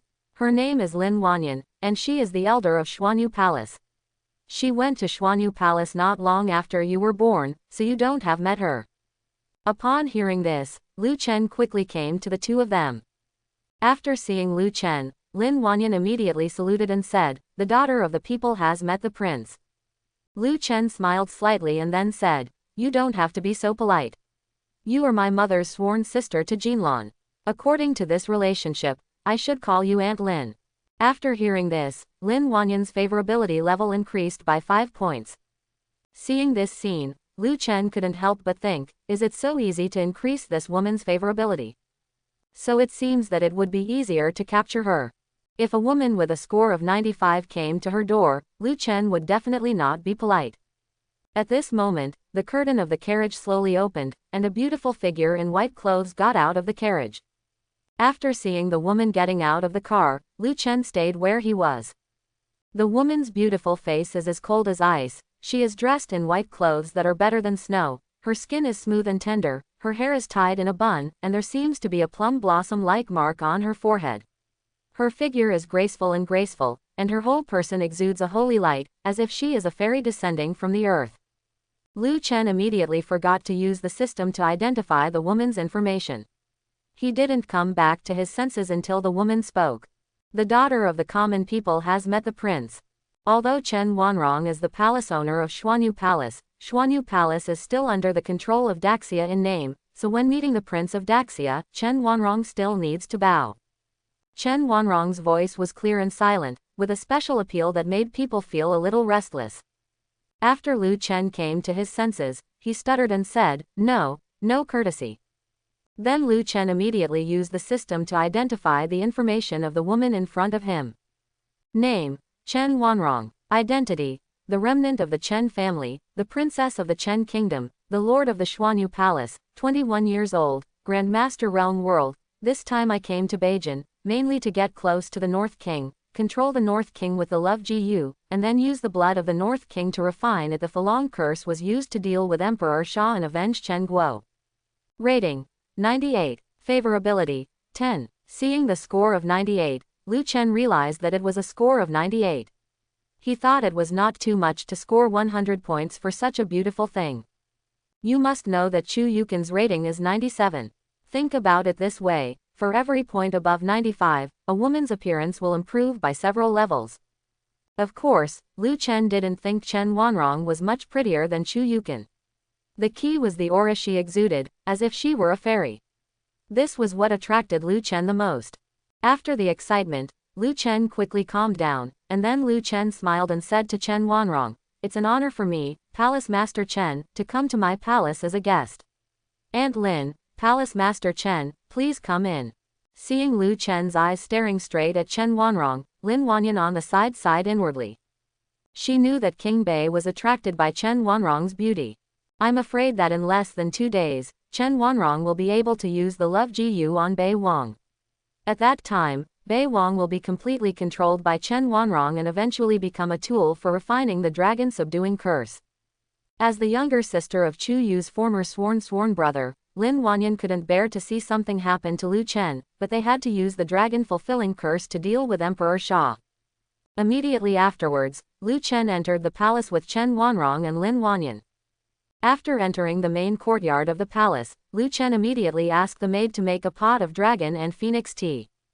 After the tea came, Lu Chen personally poured a cup of tea for Lin Wanyan and Chen Wanrong, and then said, "Aunt Lin, Palace Master Chen, you have worked hard on the journey. This is the palace's unique tea. It can refresh the mind and eliminate fatigue. You taste it." Hearing Lu Chen's words, Lin Wanyan immediately picked up the teacup, took a sip, and then used her inner strength to check whether there was anything in the tea she just drank. After the inspection was completed, Lin Wanyan took another sip. Lin Wanyan's two-step movement is relatively subtle and cannot be seen by most people, but Chen Wanrong can see it. After knowing that Lin Wanyan took a second sip, Chen Wanrong was convinced that there was nothing in the tea. Although this was in Beiwang Mansion, as the master of Xuanyu Palace, Chen Wanrong was still cautious. After knowing that there was nothing in the tea, Chen Wanrong also raised her jade hand, picked up a cup of tea, and took a small sip. For a moment, Chen Wanrong felt a coolness pouring into her body, and then spread throughout her body, making her feel extremely comfortable. Chen Wanrong was a little surprised. She didn't expect the tea from Beiwangfu to be really refreshing. Seeing that both Lin Wanyan and Chen Wanrong drank the dragon and phoenix tea, Lu Chen raised the corners of his mouth slightly, and then asked, "Miss Chen, Aunt Lin, what are you doing in Beijing this time?"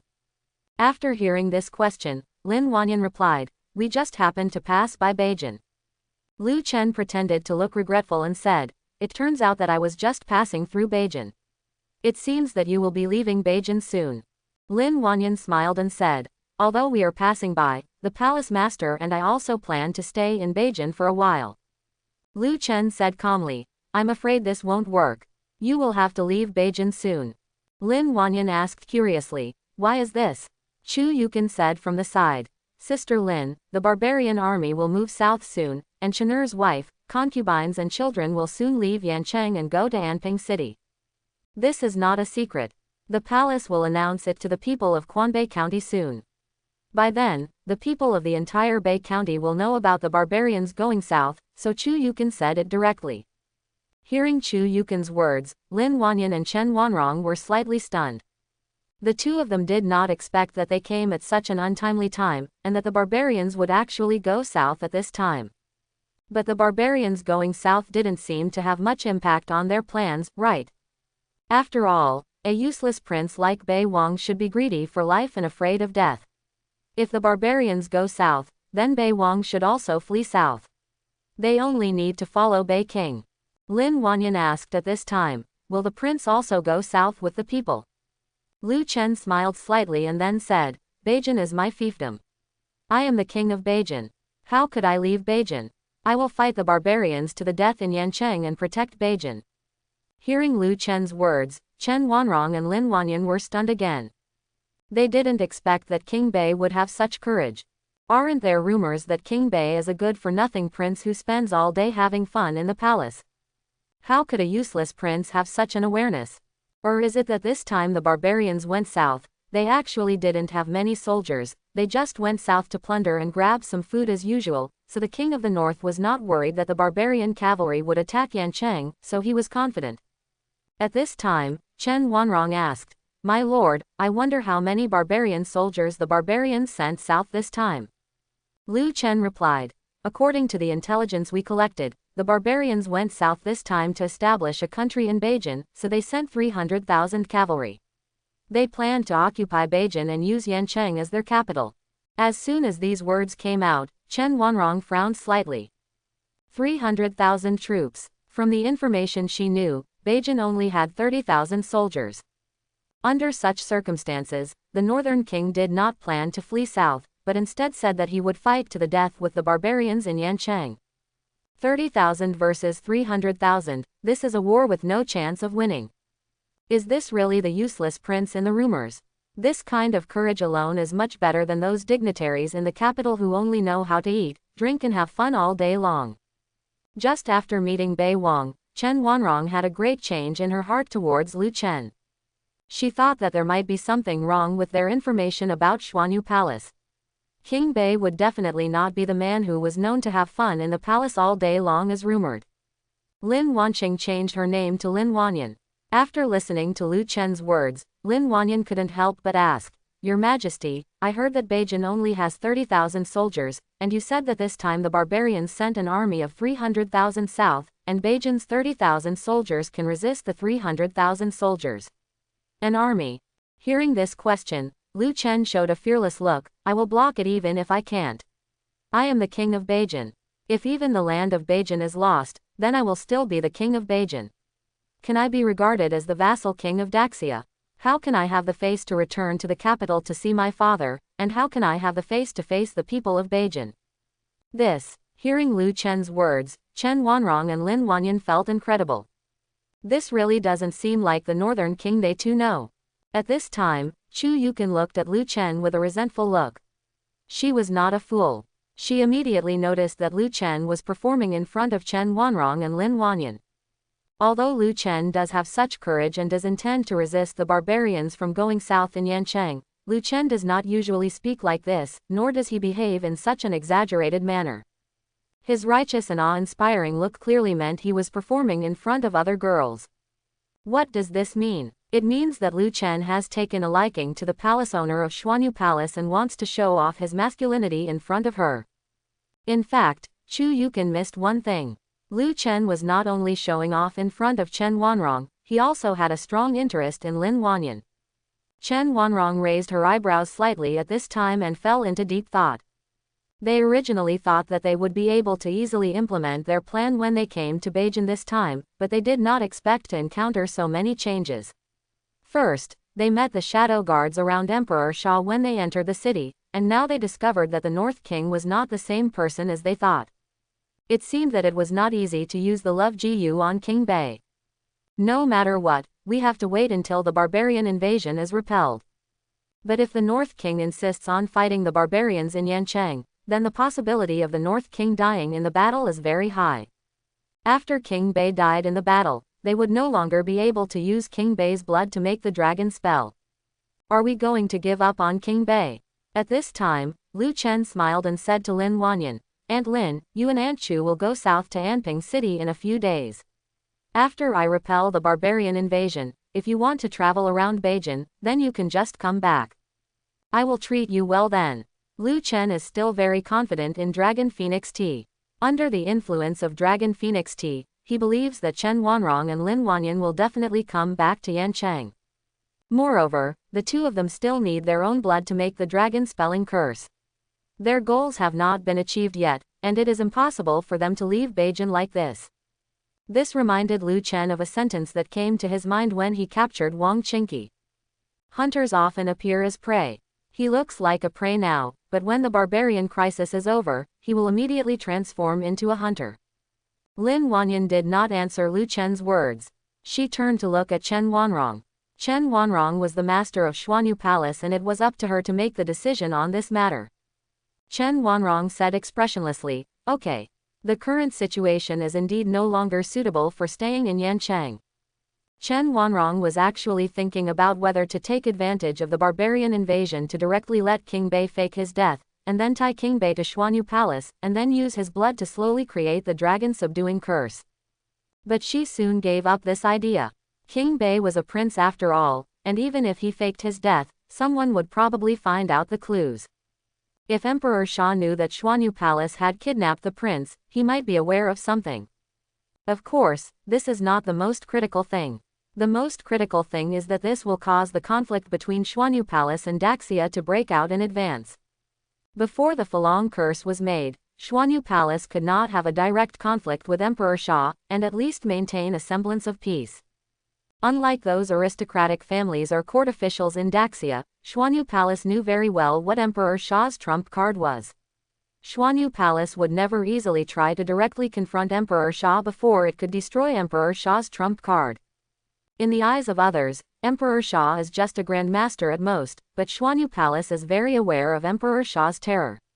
Now that a sacred object from Xuanyu Palace has fallen into Emperor Sha's hands because of Chu Yu, they are not even his opponent. All the forces in Daxia were afraid of the national master Satu Ce, but Xuanyu Palace regarded Emperor Sha as the real opponent. After hearing Chen Wanrong's words, Lu Chen stood up and said, "Aunt Chu, Aunt Lin, Miss Chen, please talk slowly. I'll leave first and won't disturb you anymore." Having said this, Lu Chen turned around and left the pavilion. After Lu Chen left, Lin Wanyan immediately took Chu Yukin's hand and said, "Kanur, people outside say that King Bei is an ignorant and lustful person. Why do I feel that he is not that kind of person?"